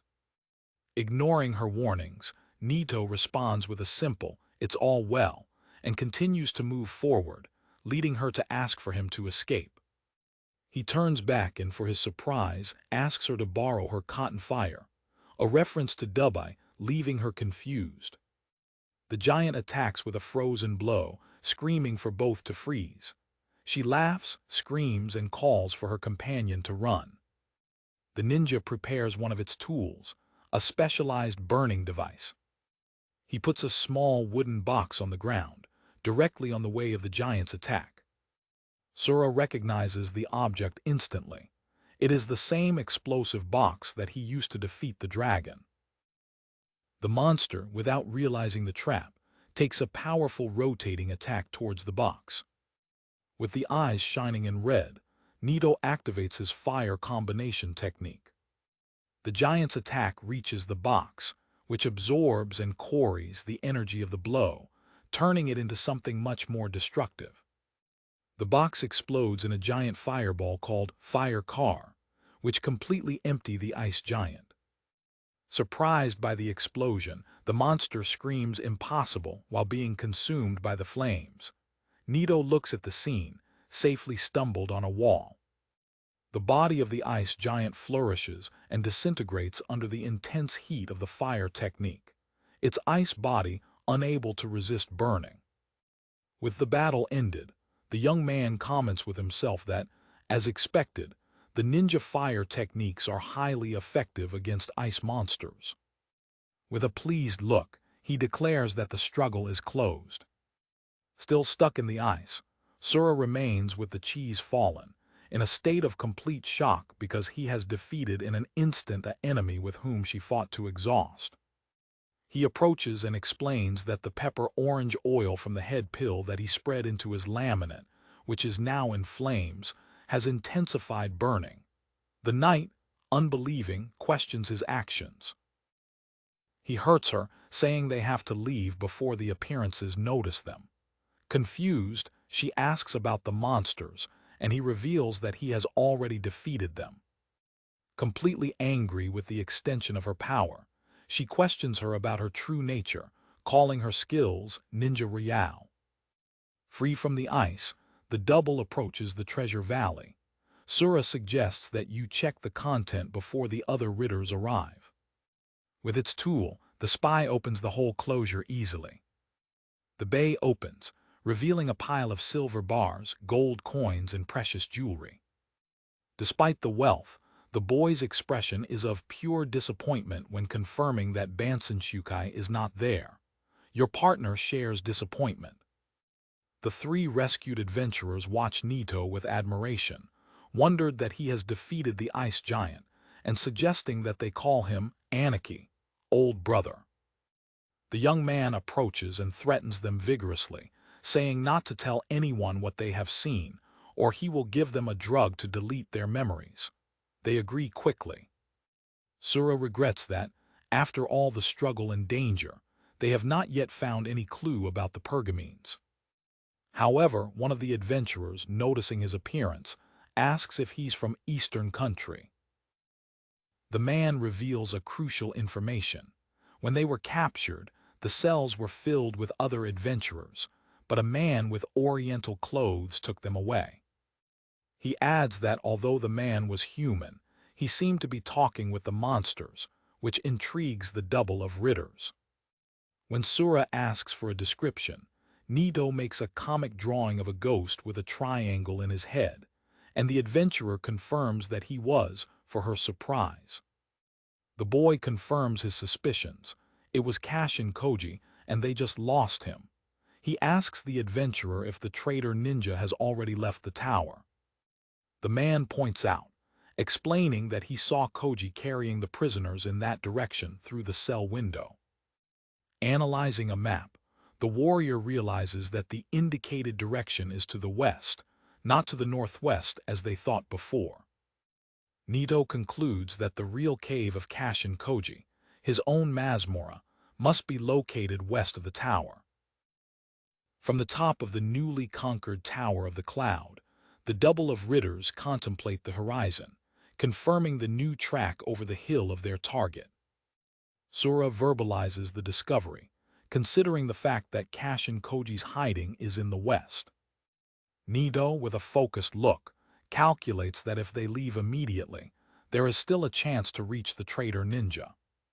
Shortly afterwards, the rest of the peloton finally reaches the top of the tower, where they find not only their companions, but also the 3 rescued adventurers, who now surround a visibly uncomfortable Naito, acclaiming him as his hero and greater brother.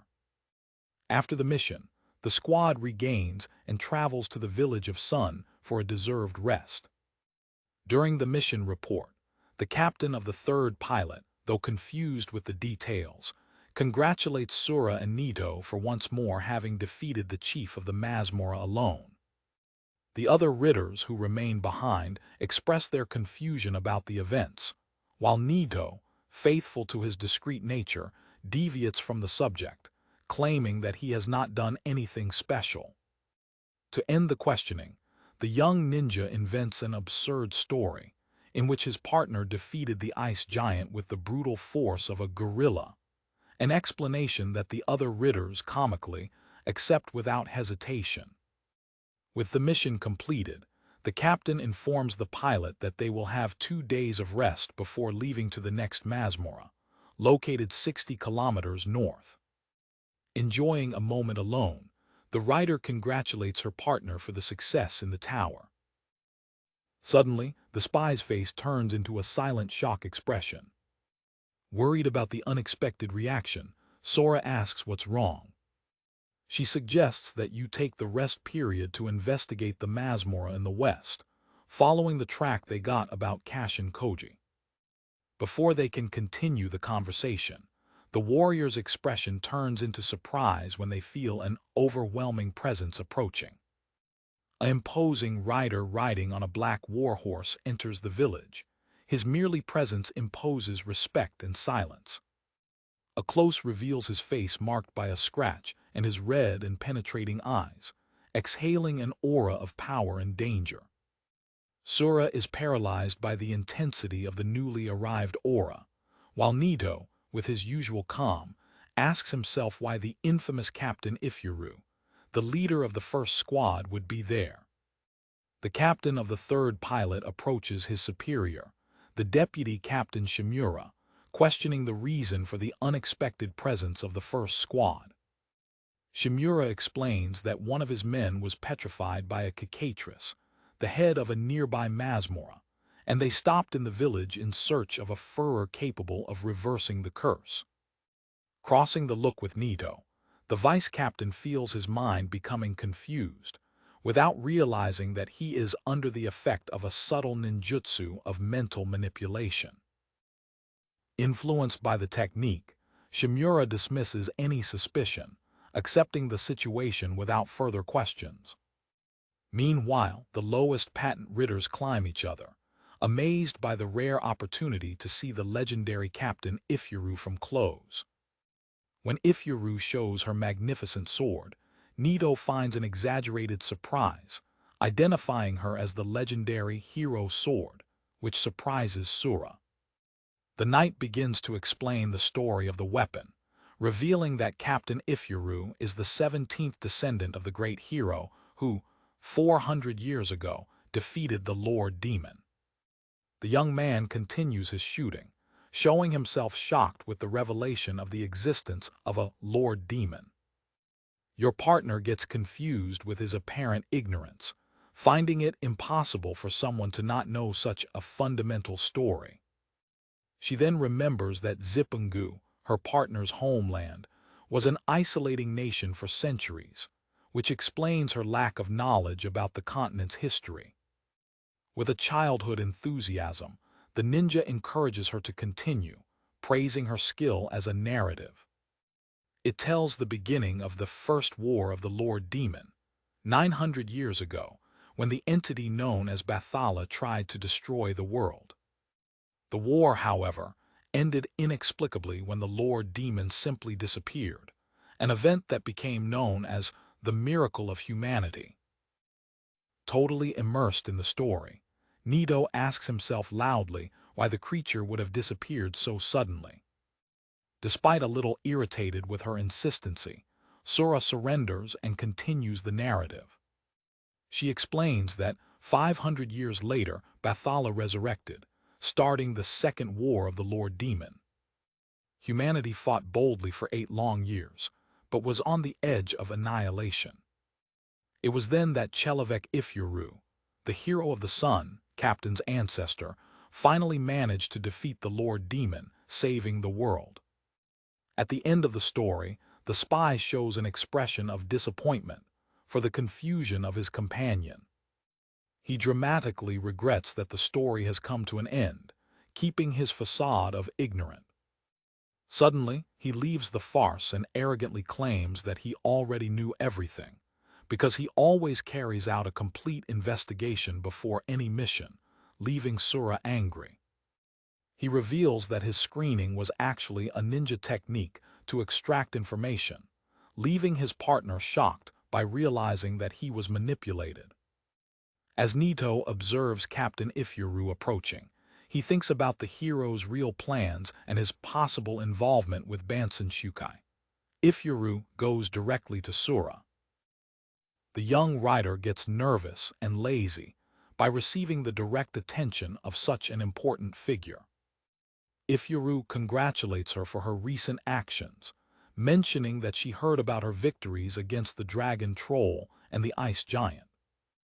However, their expression changes subtly, and their eyes are narrowed with a brightness of calculist interest. With a disconcerting calm, he asks him if she has come to open the giant's treasury. She confirms that she did not do so, and the captain immediately poses himself next to her to inspect the bay. Sura realizes, somewhat disappointed, that his interest was not in her, but in the treasure she kept. Ifyuru's sharp look then returns to Naito. The spy looks at him back and directly asks if they have not met before. The captain strongly denies, saying that this is the first time they see each other. The leader of the third pilot takes advantage of the opportunity to formally present the recruitment to the famous commander of the first. Inside, Naito panics, questioning how Ifyuru could have noticed him, as he took all the precautions to delete his presence during his surveillance. Ifyuru dismisses the feeling of familiarity, concluding that it should be just your imagination. The tension is suddenly interrupted by a strong earthquake that scares all ridders. The shrinking sound comes from a large nearby Masmer gate, which is being shrinked by a colossal force. From the ruins of the gate emerges a giant basilisco, whose sudden appearance leaves everyone, including the experienced Captain Ifyuru, in a shocked state. The monster creature Rouge, his eyes shine with anger and power. Knights and villagers get in panic when they encounter a monster of such high class in their village. Basilisk speaks, revealing that he seeks revenge against those who killed his relative, the cicatrice, the same monster that the first squad had faced. Naito quickly explains to Sura that the cicatrice is actually the female of the basilisk species. The creature looks at Ifyuru, identifying him as the hero's sword carrier and descendant of his former enemy, declaring that he will hit a 400-year-old account. The ridders of both squads are preparing for the battle, aware that, even together, their chances of victory are minimal. With a single devastating attack, the basilisk instantly petrifies 2 knights of the first squad. The wave of power continues, throwing down more soldiers before they could react. Naito decides to maintain a discreet profile, choosing not to reveal his true skills and focusing his efforts on ensuring Sura's safety. While her partner is preparing for a desperate attack, Ifyuru prevents her, ordering her to recall as he advances to face the monsters invested. In a shocking act of cruelty, The captain catches two of his own subordinates. He stretches them in front of the Basilisk attack, using them as human shields to protect themselves. When the monster's hole threatens to reach the treasure's hole, Ifyuru's priority changes instantly, fearing that Bansenshukai will be destroyed. With a fast and precise movement, he drops the bay out of the attack path, guaranteeing its safety. His action leaves the young rider completely confused. The decision to save an object at the expense of his men shocks everyone on the battlefield, including Basilisk himself. With the treasure saved, Ifyuru eventually ran into a frontal attack against the creature. The monster, underestimating the apparently imprudent attack of the rider, believes that victory is guaranteed. Ifyuru pushed the hero's sword, channeling all his magical energy into the ancestral slope. One of his men, realizing the magnitude of the technique that is about to be used, desperately screams for everyone to go back. The captain releases his most powerful attack, the crescent cord of the Bravo, a massive energy wave that cuts the air towards the Basilisk. The Ritter's present look with expressions of pure shock and unbelief to the result of the battle. With a satisfied smile, Captain Ifyuru observes the body of the giant Basilisco, now cut to the middle by the overwhelming force of his attack. Two soldiers fail to believe what they saw, saying that their commander defeated the King of the Serpent with a single blow. Another rider identifies the technique as the crescent cord of the Bravo, the supreme movement that only Captain Ifyuru is able to perform. One of the knights of the third peloton begins to dramatically explain the qualities of the hero's sword and the power of the technique, which transcends human capabilities, while Sura observes him with disdain. At a distance, Naito observes the imposing captain, considering the true nature of man behind the title of hero. The young ninja reflects on the extreme actions of Ifyuru, concluding that he went so far just to get the Bansenshukai. The captain's sudden change of behavior leaves the spy confused, wondering what just happened. Ifyuru men run in their help, worried about the basilisk poison and insisting on applying an antidote immediately. A close reveals a wound in the captain's leg, where the creature's corrosive poison wipes his armor. Ifyuru disperses the concerns of his men with an air of superiority, claiming that the wound will quickly heal thanks to the power of his hero blood.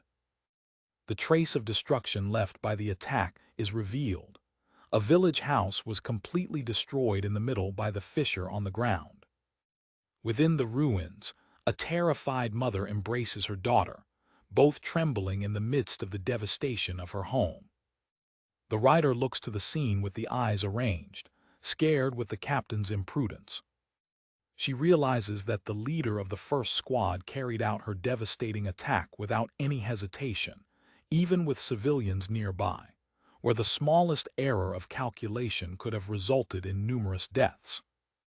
Taked by a fair anger, Sura declares her absolute hatred for the captain, finding her actions unforgivable, while Naito observes her, commenting on her facial expression. Ignoring the destruction, Ifyuru returns to its priority and opens the treasury that he has saved. The bay reveals itself full of gold bars and coins, a considerable fortune. However, the captain's expression closed in disdain, splashing his tongue in disappointment when he didn't find what he was looking for. He turns to the deserted family and, surprisingly, apologizes for having destroyed their house. With an indifferent gesture, the hero offers them all the content of the bay as a compensation for them to reconstruct their lives. Shocked by the unexpected generosity, the mother can only give a gratitude while protecting her daughter. The captain then turned to the bodies of the knights that he himself sacrificed as shields. He and his remaining men make a superficial prayer for the dead, declaring that his courage will be honored forever. Sura, revolted with hypocrisy, calls the prayer a farce and reaffirms her hatred. Naito, Impassable causes it with a surname, which irritates it even more. Later, already in his retirement, the double reflects on the tumultuous events of the day, especially the appearance and actions of Captain Ifuru. Naito finally reveals all the truth to his partner. His true mission by infiltrating the Knights was to watch over Captain Ifuru, as he suspected he was behind Bansenshukai, with orders to recover the pergamenus or steal him, if necessary. The spy claims to be sure, based on the captain's actions, that he has not yet managed to get the ninja pergamen. Sura, in turn, declares that his discomfort for the captain has turned into pure hatred, sworn never forgive him for treating his comrades and the villagers as insects. Naito then announces his plan to go to the west immediately, to get to Kashin Koji's cave before Ifuru. Accepting the urgency of the situation, the warrior prepares to accompany him in the mission. However, the ninja dispenses her, claiming that she will go alone because there is no need for her to risk, and he moves more easily without company. With her inflamed rider spirit, Sura refuses to stay behind, insisting that it will be useful, and that it will never allow a man like the captain to put his hands on the Bansenshukai. Defeated by her determination, the young man resigns with rejection, his expression of dissatisfaction so obvious that his partner comments that even a ninja can't hide how much he hates the idea. Meanwhile, in his own retirement, Captain Ifuru is immersed in reading several books and documents. Their concentration is interrupted by a blow at the door, followed by a greeting in a coded language. Recognizing the code, the captain authorizes the entry. The door opens to reveal three mysterious figures, completely covered with black mantles. One of the captured knees, and tells his lord who finally found Kashin Koji's Masmora. The news catches Ifuru of surprise, his eyes fit up with the revelation. Recovering the compound, he rises and congratulates them for the success of the recognition mission.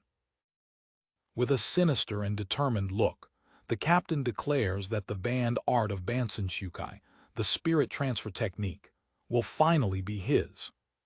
He delivers a small object to one of his subordinates, giving him new instructions.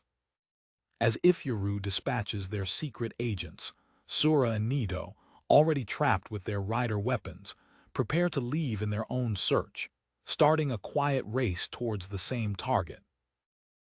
Sura looks at her companion with unbelief, shocked with the idea that they have to walk to the Masmora without horses. Naito responds with a simple yes, explaining that discretion is essential so that his departure is not noticed by the other ridders. As they go away, the warrior questions the volume of the baggage the ninja carries on his back. He clarifies that they are supplies and camp equipment, unnecessary precautions, since they don't know the distance or size of Kashin Koji's hiding. The rider regrets the long journey that awaits them, especially because they have to stay armored to protect themselves from possible monsters in the forest. The spy suggests that she can stay behind if she wants, warning about the dangers of the forest at night, which irritates her, accusing him of trying to leave her. Visibly tired, Sura listens with curiosity as her partner reveals that the ninjas have 4 tricks to run long distances without getting exhausted. It demonstrates the first technique, which consists in shrinking the cheese and focusing the look at a near point to stabilize the breath. The second method is double breath, a controlled rhythm of inspiration and expiration to maximize oxygen absorption. For the third technique, he instructs that you should press a beam in conservation, umeboshi, against the umbigo. The fourth and last is the race namba, a race style that moves the arm and leg on the same side together, minimizing the turning movement and the waste of energy. When the young man is preparing to leave, his companion interrupts him, declaring that there is a point in his explanation that she simply cannot ignore. It specifically refers to the technique of the mice, while he, with a comic expression, admits that the cheese trick inevitably creates a papata. Despite her skepticism, the boy defends the method of umeboshi as an ancient and effective tradition of his village, even if the principle behind is unknown. Rejected by the idea, the warrior refuses, but her partner offers her a hunt, challenging her to experience for herself. Both are seen running through the forest, using the peculiar ninja techniques to save energy. The rider runs with an expression of pure constrangement, claiming the humiliation of having to catch a shell in conserve in the shell while practicing the sliping course. Suddenly, the spy appearance turns into a pure shock mask. He stops suddenly on his way, making his partner also hesitate. Feared by her reaction, Sura asks in panic if a monster appeared. Naito reveals the true reason for his surprise. He didn't believe that she would really follow the instructions of umeboshi, explaining that even the most beginner learners do so, because it's just an amulet. The rider gets angry when she realizes she was deceived. At the next moment, a flame crosses the air, and the ninja reacts instantly, throwing himself and his partner to the ground to avoid the projectile. The sound of heavy helmets approaches, indicating the shooter's presence. The flame crave in the exact place where they were seconds before, a testimony of the speed and accuracy of the attack. From the trees arises the imposing figure of a centaur, which congratulates them with an arrogant smile for having deviated from their shot. The double runs up, and Sura gets surprised when he encounters the mythical creature, while Naito remains with his impassible expression. The warrior pulls out her sword, but realizes, frustrated, that she is still breathless due to the race. Seeing the condition of his partner, the young man takes forward, telling her to leave the fight with him. To the surprise of all, Naito turns and begins to run, apparently fleeing and leaving the rider to face the centaur alone. The creature zombies him, questioning his cowardice for leaving his companion behind. At a secure distance, the spy stops suddenly, and the centaur looks at him with uncertainty. With a malicious smile, the ninja turns, revealing the true intention behind his tactical withdrawal. Angry by the provocation, the monster stretches his teeth and goes into persecution. The centaur gallops at high speed, screaming that a human could never overcome the legs of a horse. The persecution takes place throughout the forest, with the monster shooting a fold of sheets against his escaping target. With overhuman agility, the boy deviates from each projectile, throwing his way through the trees. The centaur becomes increasingly frustrated with the evasive ability of its opponent, which seems to move like a ghost. Exhausted, the monster is wondering how man can keep such speed without showing signs of fatigue, while he himself is already overwhelming. Perceiving the exhaust of his persecutor, Naito again, preparing the next phase of his plan. He throws a provocative look over his shoulder, encouraging the centaur to continue the useless persecution. The creature, now swallowing of anger and tiredness, falls into provocation. The race extends over the night, with the monster screaming in vain so that his prison stops. Finally, the centaur reaches its limit, unbelieved because it has been overcome in a dispute of resistance, despite its physiology equine. With the enemy completely exhausted, the ninja also slows down, knowing that victory is guaranteed. The half-man, half-camel creature disappears on the ground, defeated by exhaust. The spy is preparing to finish the confrontation, combining his race technique with a decisive blow. It defeats a diagonal court, an attack that consumes the minimum of energy, enabling the centaur exhausted with a single movement. A crazy adventurer, who appears to have also been captured, appears in the lighthouse and asks who the newly arrived is. Sura finally reaches the scene, finding her partner standing on the centaur and the other adventurer, both defeated. The young man explains with pride that, Like an elite ninja, Jonin, his resistance is so great that he managed to win a horse in a long-distance race. Pressing the frightened adventurer, Naito guides him away from the scene, with Sura following shortly behind, still processing the demonstration of his companion's resistance. The improvised group continues their journey quickly through the dense forest. Completely exhausted, the rider fails to believe when she realizes that they've already crossed the whole forest, while her partner looks completely unclean. The spy informs her that she no longer needs to use the race technique, to which she, in a comic vision of herself bound, asks if they have already passed through Kashin Koji's masmer. Getting up to inspect the ground, the boy denies, claiming that he still can feel the smell of his target and that there are fresh traces of a car. It stands up and points confidently to the horizon, indicating the likely location of the hiding. When they arrive at the edge of a pen, they see their destination, an isolated mountain island surrounded by water. The warrior gets confused with the obstacle, wondering how they would arrive there, until she sees a small boat anchored on the beach below. The lonely boat seems to be the only means of transport to the mysterious island. Sitting on the boat, a small goblin serves as a boat, keeping the passage to the masmorra. The ninja deduces that Koji must have used this monstrous boat to transport human prisoners to the island. Your partner suggests a direct approach: defeat the goblin and simply catch the boat. He prevents it, explaining a more subtle plan. Instead of fighting, they should use the boat to confirm if Koji was there, and ideally, make the creature itself take them to the entrance of the masmorra. Faced with her unbelief in trusting a monster, Naito claims that the disguise is the specialty of a ninja, quoting the 7 classic occupations of Shichihode as an example, and begins to shape his magic in preparation. With his hands, he begins to shape a mass of magical energy with the consistency of argilla.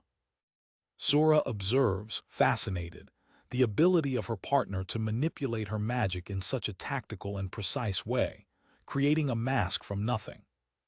He presents his creation, a perfectly sculpted mask with the face of the centaur that they had just defeated. The writer becomes crazy with the impeccable resemblance of the mask, exclaiming that it is an accurate replica. To increase the effect, the young man perfectly imitates the voice of the centaur, leaving his companion even more impressed. He explains that deceiving a boatman is considered the final disguise test for a ninja, as they interact with many people and are experts in detecting anomalies. Still skeptical, she expresses her doubt that only one face would be enough to deceive someone about the identity of a centaur. Out of the discussion, the goblin boatman patiently awaits on his boat for his next passenger. Using a transformation technique, the spy approaches the ship, not only with the mask but with a complete disguise. The transformation is revealed in its entirety. Naito took the complete form of the centaur, which the goblin knows as Kenti, including the horse body. The goblin accurately fills him by the name, without realizing the farce. Keeping the cover, the false centaur asks the boatman to take it to the entrance of the masmorra. The creature confirms the fate, referring to it as the entrance to the cave. However, the goblin turned and looked at the passenger with a sudden uncertainty. Under the scrutiny of the boat, the disguise begins to tremble and sweat profusely, betraying the nervousness of whoever is below. The goblin asks what's wrong, pointing to the uncontrollable trembling. The cause of the trembling is revealed. Sura is hidden inside the equine part of the dress, stumbled and struggling to stay quiet. Determined not to ruin the plan, the writer tries to control her panic, while the false centaur tries to distract the goblin, asking if he is right.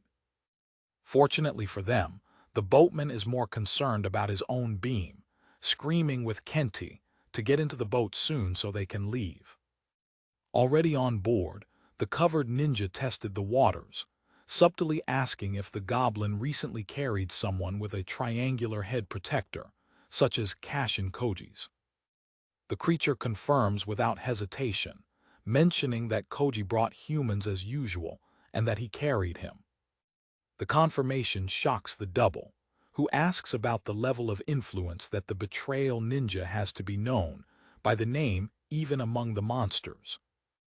Goblin's suspicion returns when he notices that Kenti looks thinner than normal. He approaches, declaring that something looks wrong with his passenger. With the eyes arrayed of recognition, the shipwreckers point an accused finger and scream, "You are." Hidden, Sura is in panic, sure they have been discovered. The face of the false centaur is surrounded in a carpet of pain and urgency. The goblin gets confused with the bizarre reaction of his passenger. Thinking quickly, the spy improvises, screaming that he is about to have an intestinal emergency of large proportions. The threat works better than expected. Disadvantaged with the perspective, the boat begins to rear with a frenetic speed towards the island, praying for him to be secure. Back to the firm land, the rider repents her partner for having resorted to such a rough tactic. He, in his turn, defends the success of the disguise, declaring him a proof of his skill as Jonin. Ignoring her protests, the young man claims that the recognition mission was a success. In front of the entrance of the cave on the island, he declares with complete certainty that his target, Kashin Koji, is inside that masmorra. At the entrance of the island's masmorra, the double of knights prepare to enter the enemy territory. With conviction, Naito declares that his target, Kashin Koji, is there inside. By taking the first steps in the cave, Sura asks, with an expression of noise, if the place has a bad smell, which her partner confirms laconically.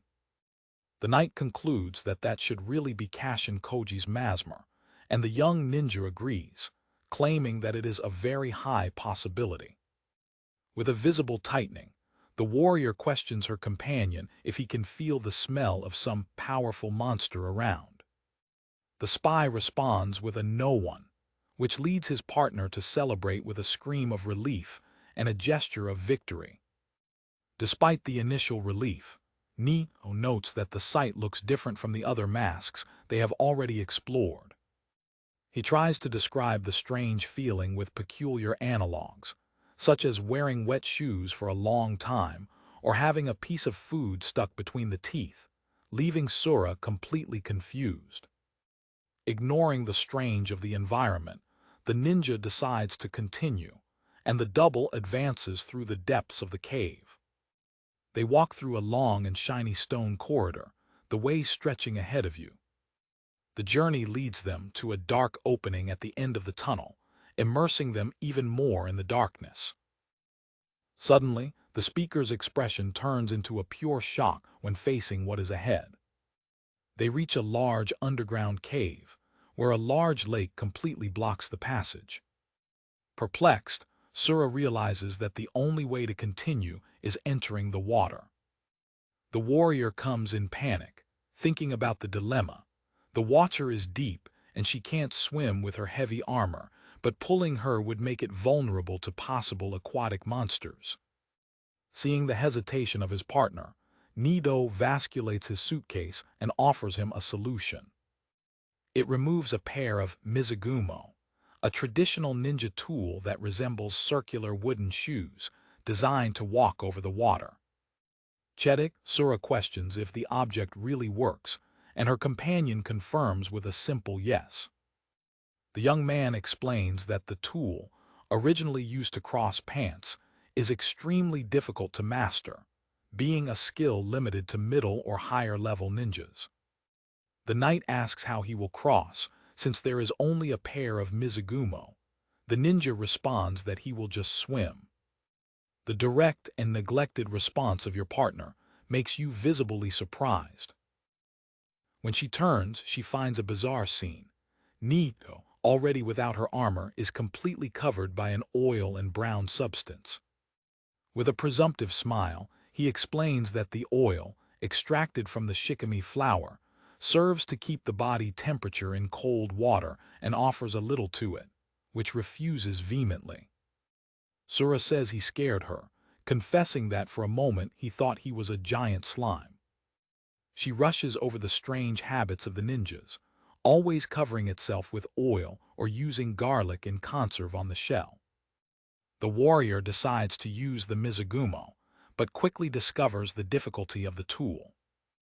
Disbalancing herself as a neonatal baby, she hangs on the wall to not fall, while Naito causes her from the water, and she recruits offended. A close shows your foot, surrounded in stripes, scrolling on the surface of the mixture, evidencing your lack of balance. While Sura fights with the equipment, Naito nothing quietly, balancing his bag and sword on his head to keep them dry.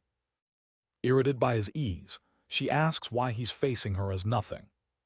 He explains that he is using the nukite, a ninja swimming technique that allows the transport of equipment and the use of armor. Then he coldly commanded him to stop looking at him. Still imbalancing, the rider screams for her partner to wait for her as he advances through the water. The distance between the two increases, with the warrior struggling to follow the rhythm of the ninja. Suddenly, an enormous horse hole emerges from the water depths right in front of them, interrupting their passage.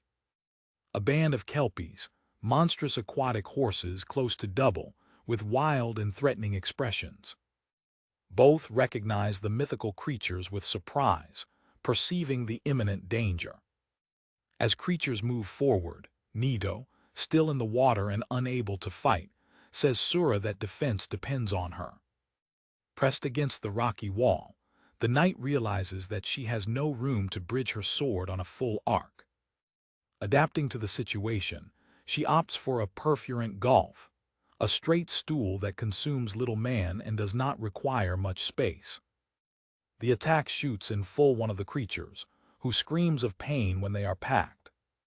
The technique, which magically extends the peak of the laminate, allows it to reach the kelpies at the distance with accuracy, riding several of them. The magical stain passes through the monsters on a line, before dispersing in the water. The reversal of the blow, however, disbalances it fatally, making it fall from the mixture and dive into the water. She emerges angry, realizing that, despite having corrected the attack, she mistaken the vital points and the wounded monsters escaped. Back to Mizugumo with difficulty, she searches for the creatures in the turva water, wondering where they went. Without warning, a kelpie rises from the depths and catches it, pulling it down with an overwhelming force. Raised to the bottom of the lake, Sura recognizes the incredible strength of the monster and the gravity of its situation.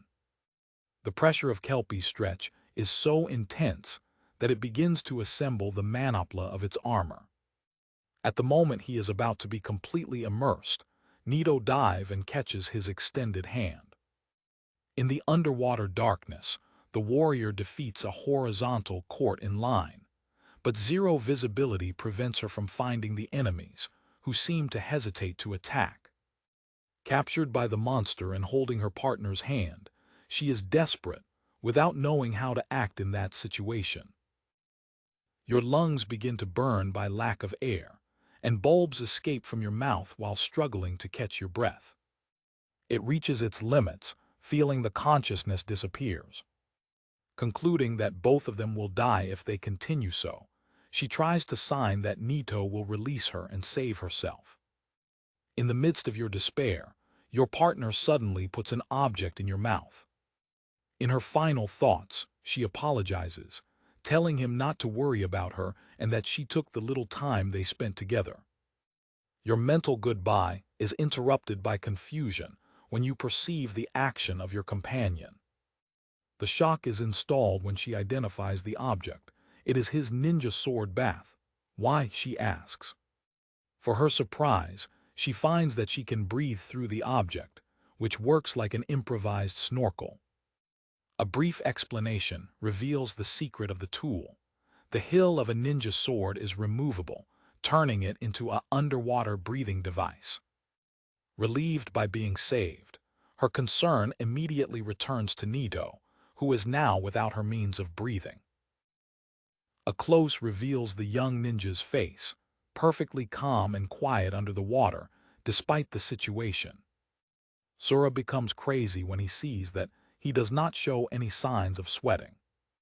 With bubbles coming out of your face, an internal narration explains that ninja training allows you to catch your breath for up to 10 minutes. He comically rejects her for trying to speak, saying she's going to die. Still immobilized, Sura questions what they will do, because despite the breath recovered, the situation remains fatal. Located in the dark depths, Sura panics, realizing that, despite the ninja ability to see in the dark, the absolute darkness of the lake prevents her from finding the kelpie that saves her. Your partner has a sudden lightning of inspiration, realizing the solution to the problem. The ninja reaches his suitcase of equipment, looking for a specific item. It removes a tool that burns with an intense brightness, perforating the underwater darkness. The rider gets Bachi open, with the sight of a burning hole under the water. She tries to warn him that the flame will be deleted, but he ignores his warning. The special roof explodes in a floating light, illuminating the water around with a surprising force.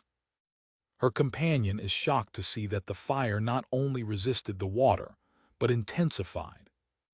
In his thoughts, the young spy details the composition of the submarine roof, a mixture of powder and other ingredients that extend the burning, while mentally repressing his partner for trying to talk and risk drowning.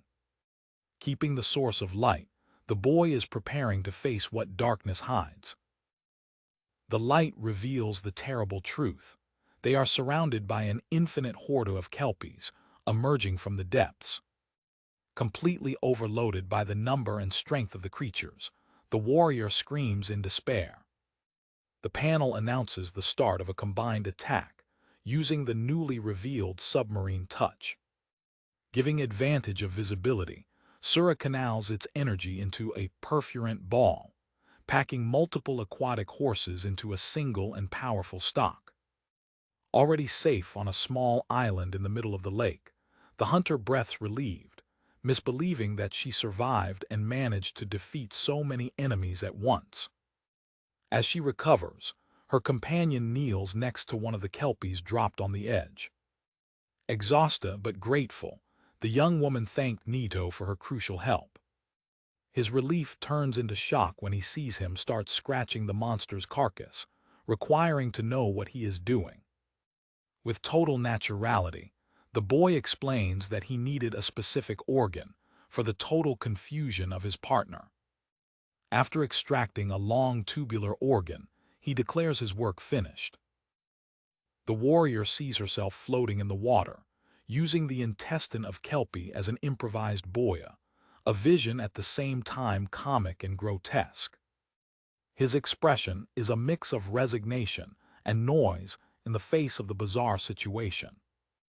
Back to his mixture, the ninja rebooks his partner and his luggage, explaining that the use of animal intestines as buoys is a common technique. It claims the strong smell and the narrow texture of the organ. As they cross the lake, he provokes her, saying she should have used shikami's flower oil. Irritated, she asks him to climb. Suddenly, the spy stops, your attention captured by something in the tunnel in front. The image focuses on the wall of a large and impressive cave. They get to an underground room of colossal proportions, with smooth walls and a roof that loses in the dark, wondered with the scale of the construction. The rider, looking upwards, says she has never seen a mask room like that, speculating that it is a unique feature of Kashin Koji's hiding. Her partner reaffirms the uncomfortable feeling of using wet mids for her frustration. The warrior's attention is attracted to a movement on the remote edge of the room. A horde of fishmen or mermen, armed with trends, arises from the water and advances in its direction.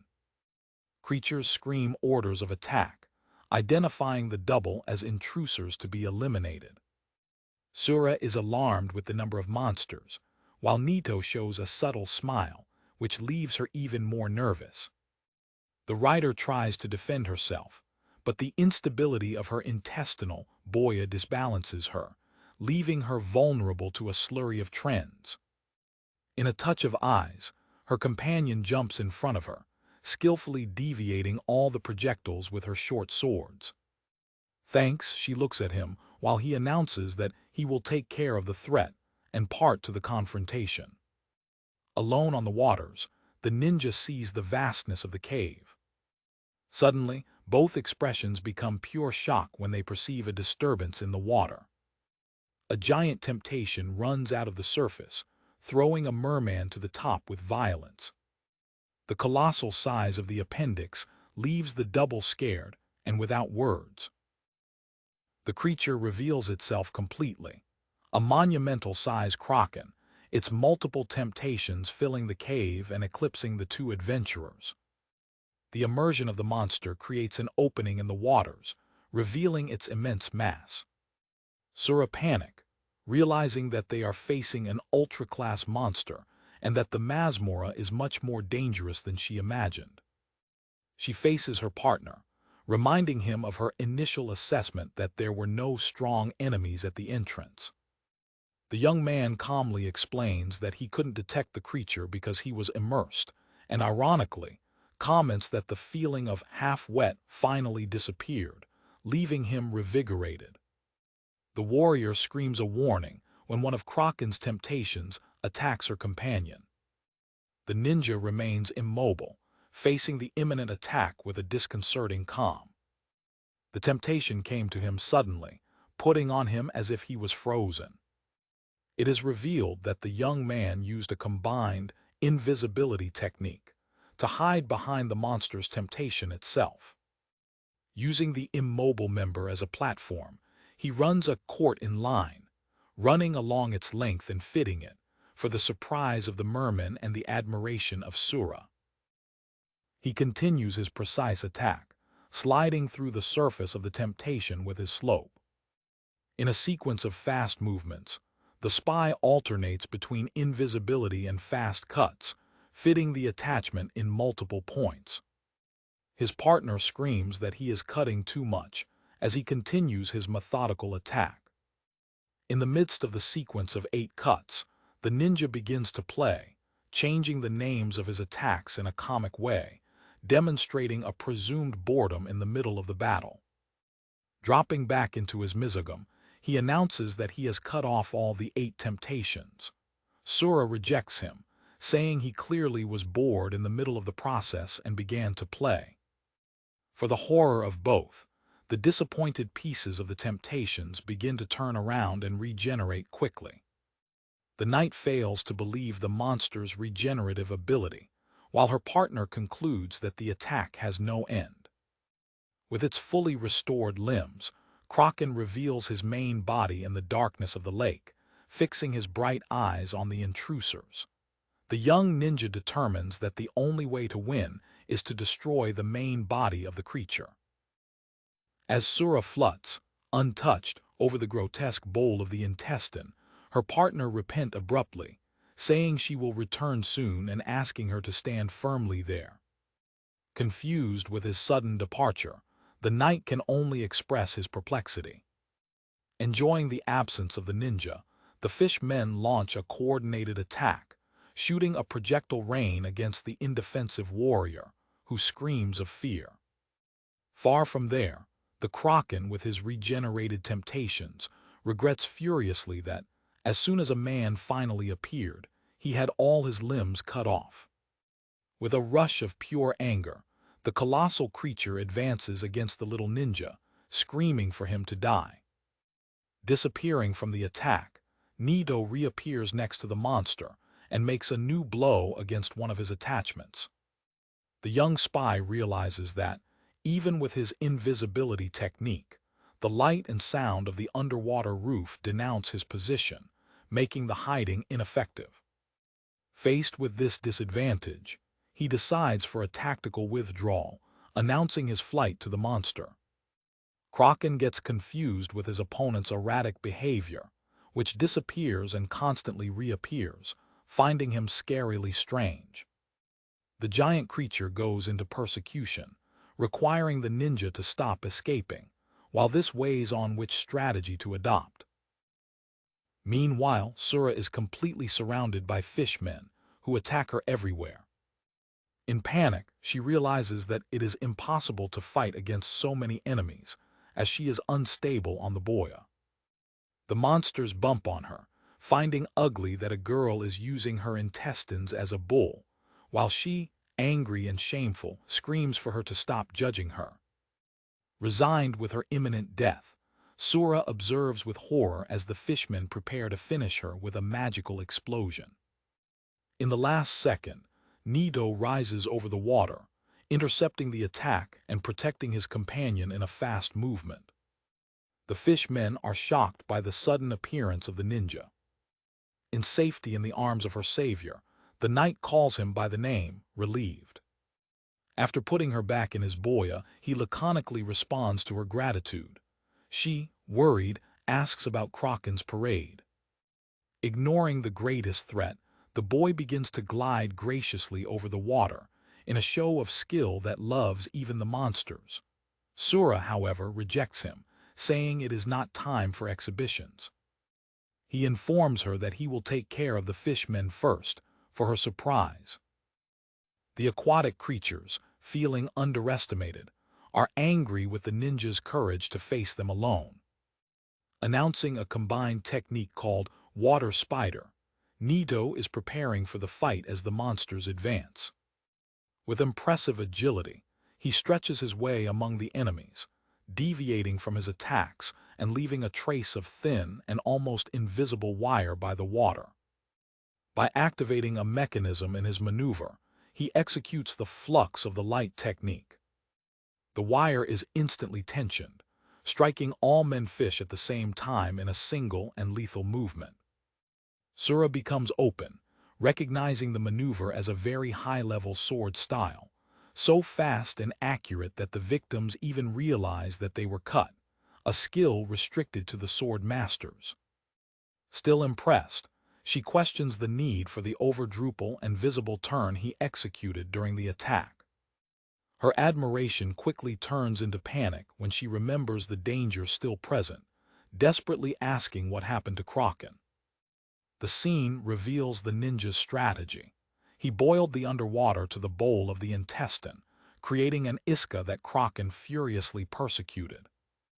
The colossal creature later realizes that she was deceived, pushing the iska into flames instead of pursuing the rider. Confused and angry, the monster frenetically searches for his real opponent, who has disappeared. Discovering his true weapon, a combination of boya and tacha, the spy prepares his final attack. He shoots a devastating projectile, the massive perfurant ball, which passes through the water towards the monster. The attack strikes Kraken full in his head, scratching his body and ending the battle. The monster's giant carcass is flooding in the water, to the unbelief of Sura, who hardly can believe that he has defeated such a powerful creature. Still in shock, she murmurs that defeating a monster stronger than a dragon is an exaggeration. Ignoring the state of his partner, the young man celebrates the victory, turning over his water shoes until she sends him to stop. Already on solid ground, he begins to look for a Bansen-shukai, a kind of ninja treasure, while Sura interrupts him. The boy looks at the vast cave, now empty, and notices the absence of any treasure bale. The double feels strange, since the treasure of a Masmer is usually in an obvious place after the boss's defeat. Looking at the slaughtered Kraken, the warrior begins to doubt that that creature was actually the final head of the place. A terrible suspicion arises in her mind, and she questions if the place is actually a Masmora. She remembers that the goblin boat referred to the fate as a cave entrance, not a Masmora. Joining the pieces, she realizes that the lack of treasures and the fact that the monsters have tried to kill them instead of capturing them are signs that something is wrong. As she considers whether the masmoras of Eastern witches are different, an imposing figure silently arises behind them. Naito, realizing the presence, confirms that they are actually in Kashin Koji's masmora. The figure reveals itself.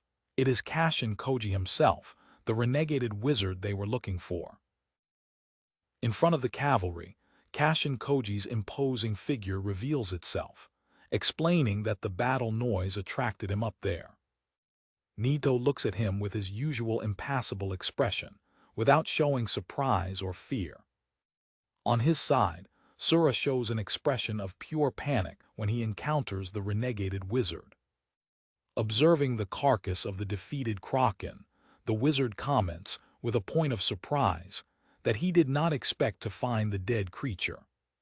Still shocked, the cavalier Geija, failing to believe that they are finally in front of their target.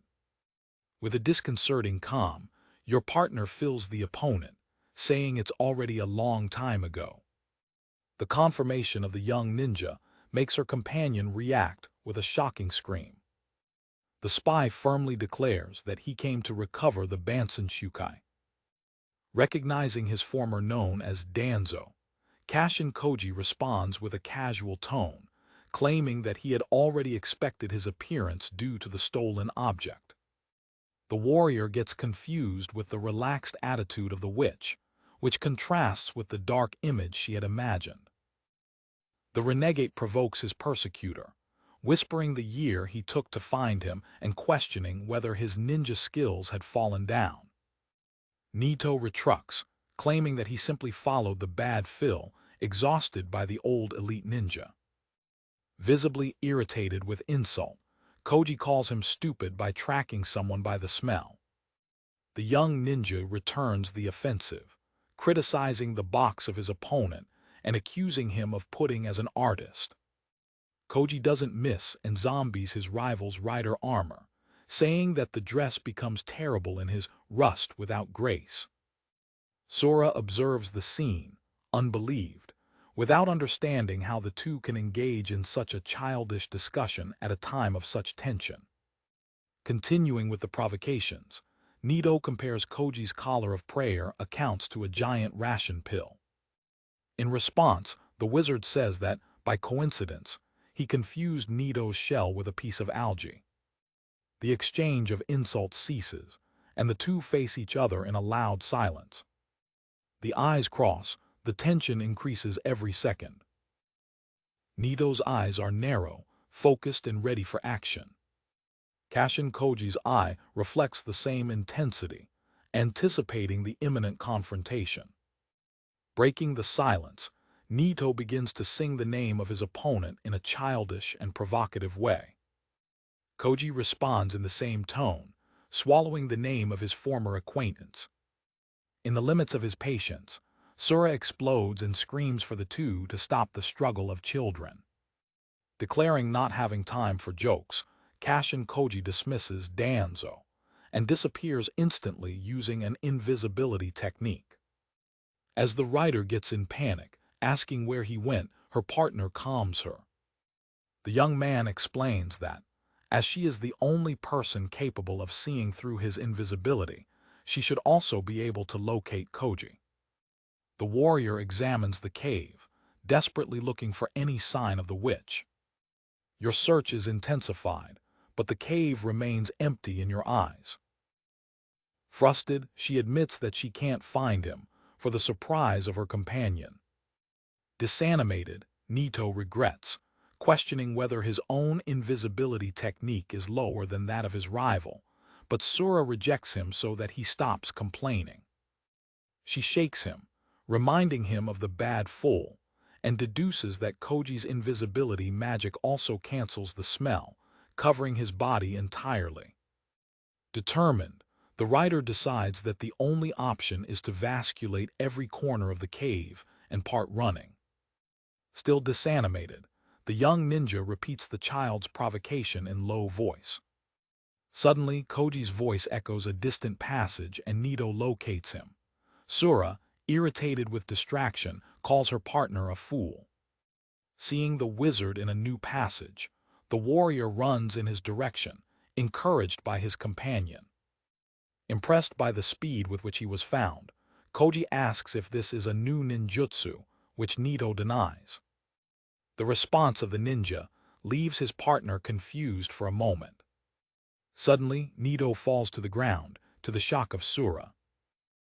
She runs to him, desperate, asking what happened. When you approach, a detail in your armor draws your attention. A close reveals multiple holes in the armor of his left leg, indicating a precise and smiling attack. The knight screams, scared with the discovery. She quickly deduces that the attack must have come back. A reminder reveals that the attack occurred as Naito balanced himself over the water, explaining why he was on one leg alone. The young man tries to get up, saying that although he doesn't feel pain, he can't double his leg.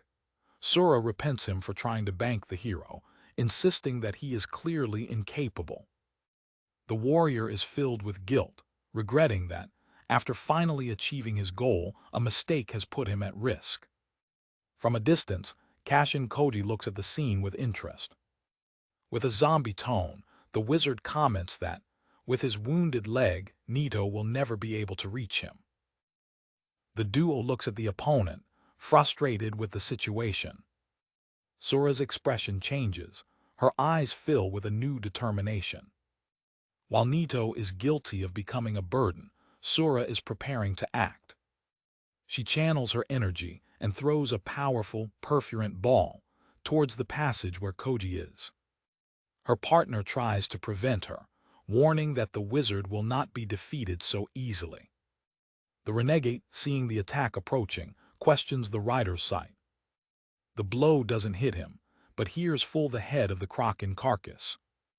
The impact causes the monster's body to explode, spreading its fertile blood throughout the edge. Koji looks at the scene, surprised by the unexpected strategy.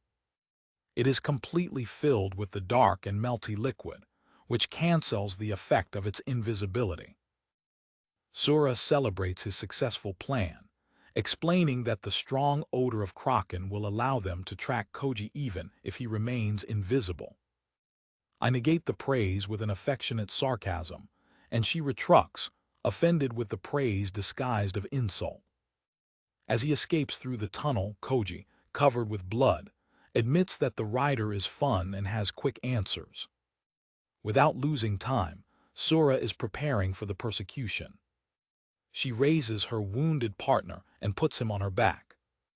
With the young ninja in safety, she says she'll go behind her target before the smell disappears.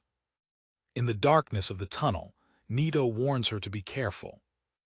They run through a long and uniform corridor, questioning which path to go. As he advances, the boy notices that Koji is not using traps or escape techniques, choosing for speed. He concludes that the strategy of your opponent is simply to create the greatest possible distance between them. The young ninja's expression is worrying, as it is loaded by his companion. At the end of the corridor, they see a large and ornamented door, questioning what that comfort would be. They emerge from the passage and look back to the island's landscape, confused with the place's geography. Still on the back of his partner, Naito perceives a strange but familiar smell in the air. Soon, they see Koji entering another cave and confirm that he passed through there. The wizard escapes spectacularly, riding a giant aquatic creature to cross the sea. He is grateful to his monstrous mounting for his help in the escape. The double observes, impotently, how fast their target is distant over the waters. When all hope seems lost, Naito's careful look finds a solution. He notices a small boat abandoned on the beach.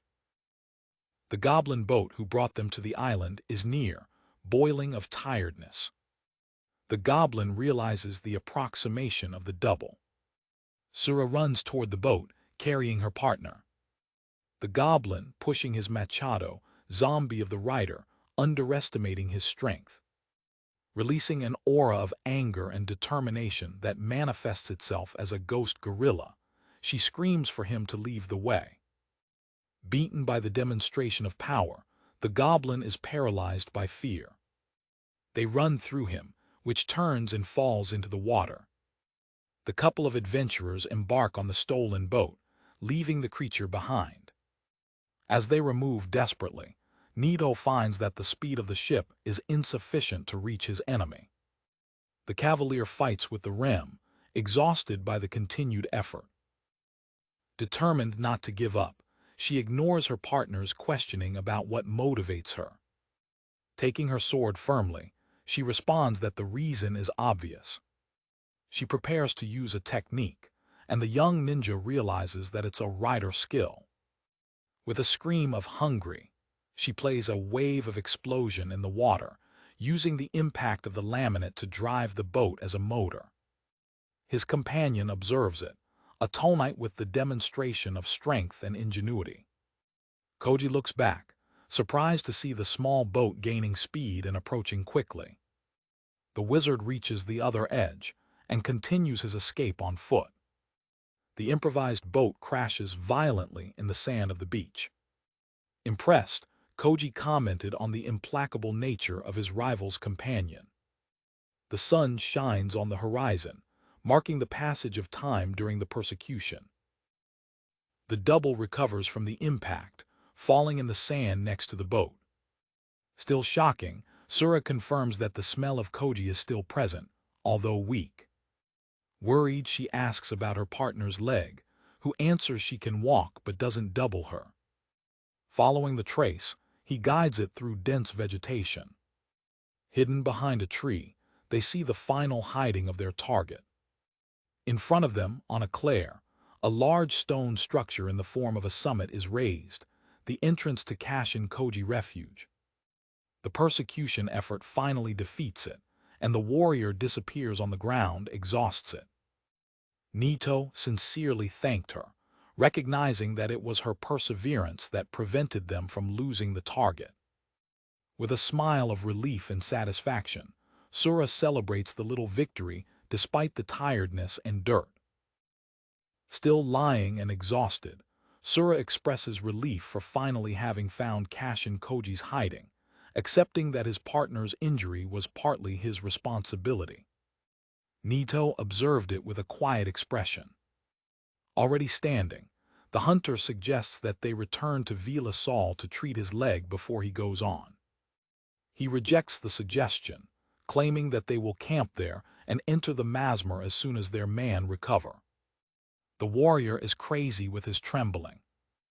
Irritated, she points to the damaged weapon and reminds her that there is a hole in her leg. The young man explains that, if they go back now, they will give time to Kashin Koji to realize his approach and flee with the Bansen Shukai, making all the effort useless, since the trace of smell, his only track, will disappear with the technique of invisibility of the enemy. His companion still tries to argue about the injury, but he interrupts it, ensuring that it is well. He reveals a small object in his hand, presenting him as a miraculous elixir. The spy explains that, although the ninjas possess many remedies, that is the greatest of all secrets, a remedy to be used only in extreme need, for her surprise. It details the composition and effects of elixir. A single pill eliminates the need to eat for 7 days, removes pain and fully restores the body and mind. In her thoughts, she compares potion, scared with her power. The writer understands the depth of his partner's determination, realizing that he is willing to risk everything, and that losing that opportunity would make them return to the 0 stack. He gives him the option to return to the village or wait for him there, warning that Koji's Masmora will be different from everything you've ever faced. Feeling responsible for his injury, Sura declares that he will stay, even if it costs his life. He, in turn, says that he was already waiting for that answer, because he can see a magical power in it that shouldn't be there. In front of the worried eyes of his partner, the boy consumes the elixir. They sit around a small fireplace to rest and prepare. Without her armor, he offers her 3 fasting pills to fill her hunger for a day. They eat them, curious about their ingredients. As he runs to sleep, he decides that they will rest to be ready for the next day. A close in the removed armor reveals that the joint of the knee is broken. The young man realizes that the rigidity in his leg was not the wound, but the broken junta of the armor. Your companion wishes you a good night and sleeps quickly. The ninja lies on the side, watching her sleep. Sleeping, she asks why he is coming to her. The situation becomes a bit embarrassing, and the warrior turns back to him. Still sitting on the side, he continues to observe her. Irritated, she turns back and demands to know why he continues to look at her. He explains, with his usual calm, that the ninjas sleep with the heart turned down to avoid fatal injuries in case of surprising attack. Completely awake from the peculiar information, she remains silent, processing the lesson. To break the silence, the writer asks what kind of person Kashin Koji really is. Your partner makes a break, gathering his memories. He begins to tell his story, revealing that he met him when he was just 4 years old. In a flashback, it is shown that those born in the ninja village are rigorously linked to their laws and intended to become shinobi. Kashin Koji, however, was an exception, arriving in the village at the age of 18 and becoming a ninja. He was the lost brother of Fujibayashi Konomi, a kunoichi who already lived in the village, and the two met by chance, passing to live together. At first, his problematic behavior led him to constant struggles, but his sister intervened and helped him adapt. The young spy remembers his own lonely childhood, reading books in the forest, which leads his partner to provoke him in the present, calling him introverted. He remembers that often via Koji dominating complex ninjutsu without any apparent effort. The talent of the newly arrived glowed especially in the techniques of illusion, with which he wondered all the villages. When Naito was 6 years old and entered the academy, Koji was already a renowned genius, having become an elite ninja at the age of 20, a record at the time. He adds with pride that he later broke that record, and the writer hurts him to continue the story.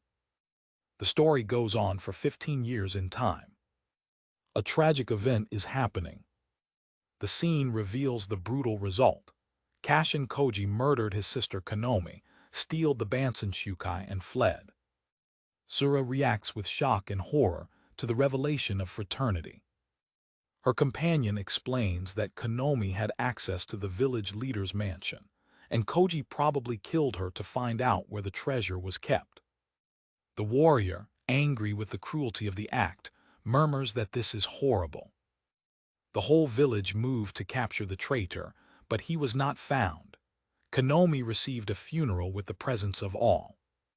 The young ninja remembers the funeral, remembering that her body was so mutilated that it was hard to believe that her own brother could have done that. They only learned of their parade later, when a shinobi in the Kingdom of the Sun saw him, revealing that he had crossed the sea. Angry with the story, the knight declares with anger that she will never forgive Kashin Koji. Her partner, with her dry mood, asks her not to warm up more than the fire. She questions what could be Koji's plans with Bansenshukai to justify such atrocity. The boy admits not to know, but claims that they will find out the next day, mentioning that both Koji and Captain Ifuru must be treating something. Suddenly, the young man's expression changes. His sharp instincts detect an unknown smell, that of a monster that passed through. Remote from there, 3 figures covered with bright eyes perceive the presence of the 2 adventurers. They argue that they are adventurers preparing to enter the Masmer, but one of them decides not to act, because they themselves will soon enter. The night passes, and the morning sun begins to shine. The couple wake up after a night of tension. The image focuses on Naito's legs, now wearing his fully repaid armor. For Sura's surprise, he tested his healed leg with a series of agile steps, proving that the elixir was incredibly effective. She rejects him not to show up. the warrior feels a sudden change in his body. She looks to her forearm and is shocked when she sees her man level rise from 15 to 18. With a shameful smile and tears of happiness, she realizes that all the suffering and intensive training were worthwhile, while her partner observes with a bored expression. Totally recovered and stronger, the two walk with determination towards the entrance of Kashin Koji's Masmora. When they enter the Masmora, Sura asks, worrying, if they will find powerful monsters like dragons or Krakens. Her partner calms her, claiming that her sharp smell detects only the presence of middle-level monsters. Relaxed with the news, the knight expresses her satisfaction with a confident smile. Her confidence, however, soon turns into uncertainty, and she confronts him, remembering that he said the same before they met Kraken. He calms her again, explaining that he doesn't feel the half-wet sense that indicates the proximity of higher-class creatures. With their dissipated doubts, the warrior recovers the composture and prepares to move forward. The ninja, however, adds that instead of monsters, the site is filled with traps, an expected feature of Kashin Koji's ardent personality, to the surprise of his companion. It describes the smell of the puzzles in a bizarre way, comparing it to a tiger of seafood, which leaves the writer completely confused with the meaningless analogy. The double faces a wide room, containing multiple identical doors and cakes, creating a labyrinth of choices. Frustrated by the complexity of the place, the warrior claims that the Masmora is a joke and questions which path they should follow. Ignoring your complaint, the spy simply asks you to close your eyes, leaving it confused. Hissing and a bit ashamed, she obeys, questioning what he intends to do. Without warning, he strongly presses his fingers against his closed palm. Irritated by the sudden and painful action, she opens her eyes and repents him, asking if he lost judgment. He ignores her and asks in which direction she saw the white shadow manifest. After she vaguely indicates to the left, he decides the way and begins to walk, while she requires an explanation for the strange method. He reveals that he used a ninja technique called ocular veil technique, which uses the residual images of the retina to guess the right direction. The warrior, angry for being used as a tool, screams with him. As they follow through the chosen corridor, she smiles, unbelieves, that he had the courage to put his fingers in a girl's eyes. Absorbed in his thoughts, the young man realizes that the suspicious smell he felt the night before was not of a monster, but of another person who also entered the Masmor. He thinks loudly about the identity of the intruder, whose smell does not match the one of a common adventurer as they move through the corridor. The journey through the corridor reveals itself dangerous, with the rider acting various hostages that her partner helps her to deviate for a short time. An air map reveals that they are caught in a complex and sinus labyrinth. When she gets off another trap, she complains about the labyrinth. He responds with a sarcastic commentary about the tiger of seafood, and she, without patience, sends him to silence his mouth. Finally, they emerge from the labyrinth and find themselves in a wide, completely empty room. Suddenly, the ninja feels a presence and warns his companion to prepare for the battle. From the shadows, a Cerber, a three-head hunting dog with a reptilian hole, rising threateningly. The warrior gets confused with the size of the creature, identifying it immediately. In contrast, your partner looks delighted, murmuring about how the cats are foolish, which makes you an angry bronze of your partner. The three heads of the monster, zombie the invaders, finding the presence of an unusual rider and the comment of the ninja ridiculous.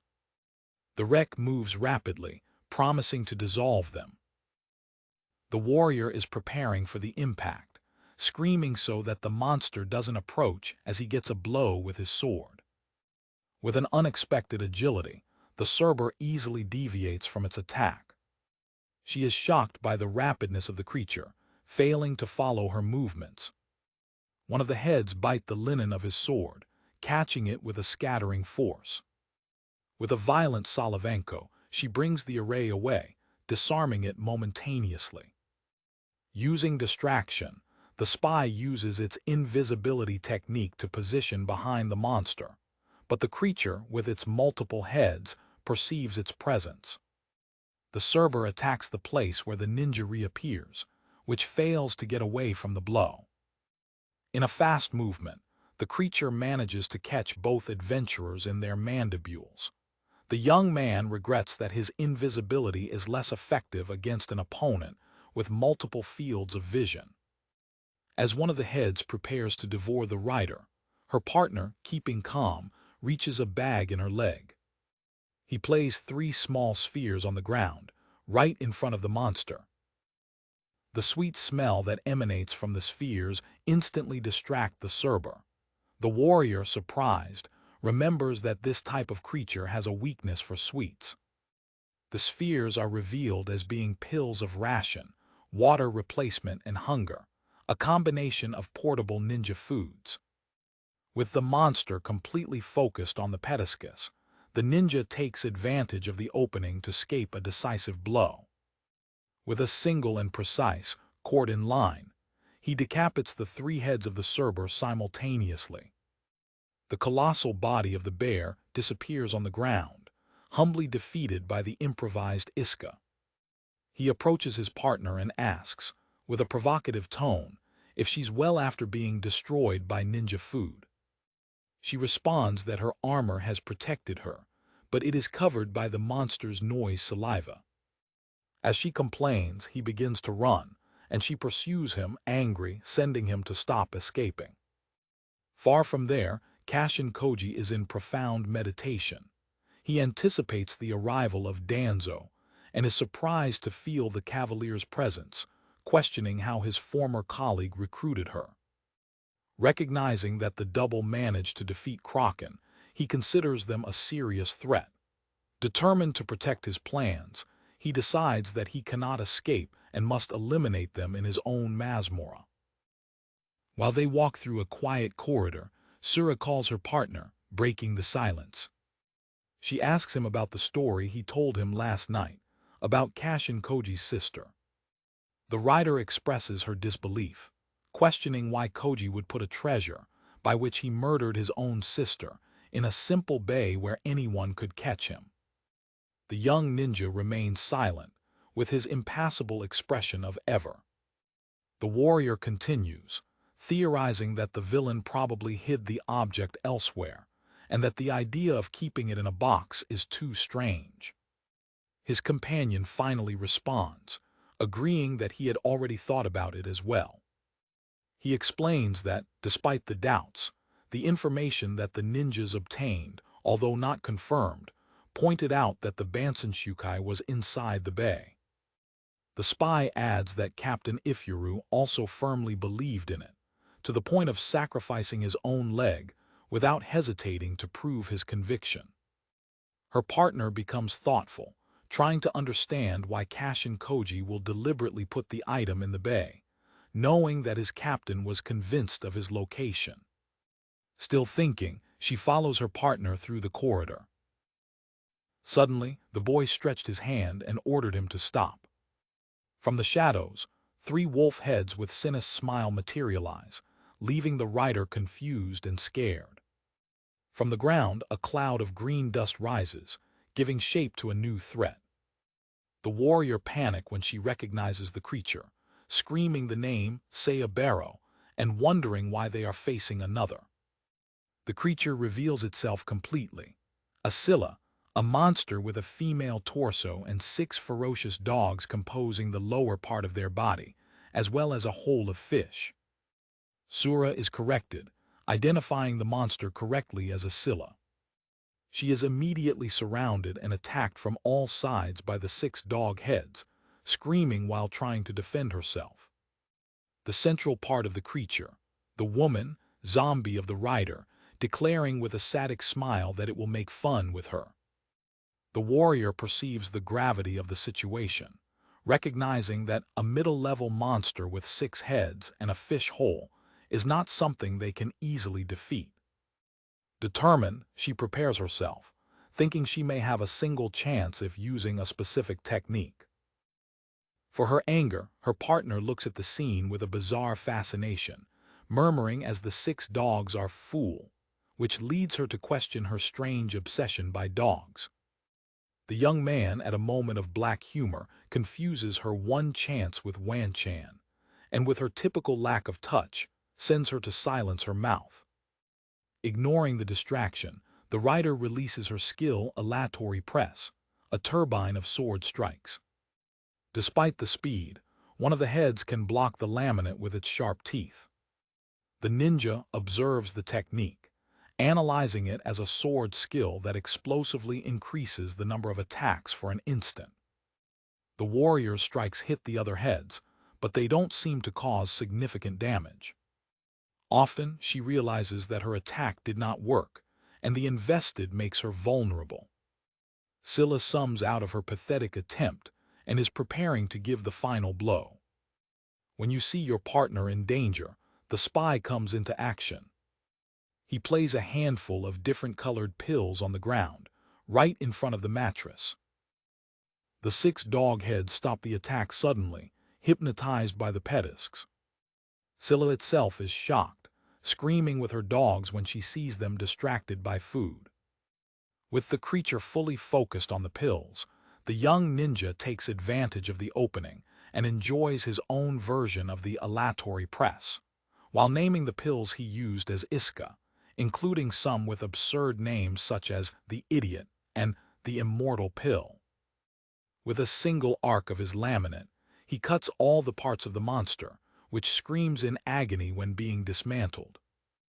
As his partner observes, he explains the function of some of the pills, such as the mother dog that contains strychnine and other remedies, and then says that she didn't need this information.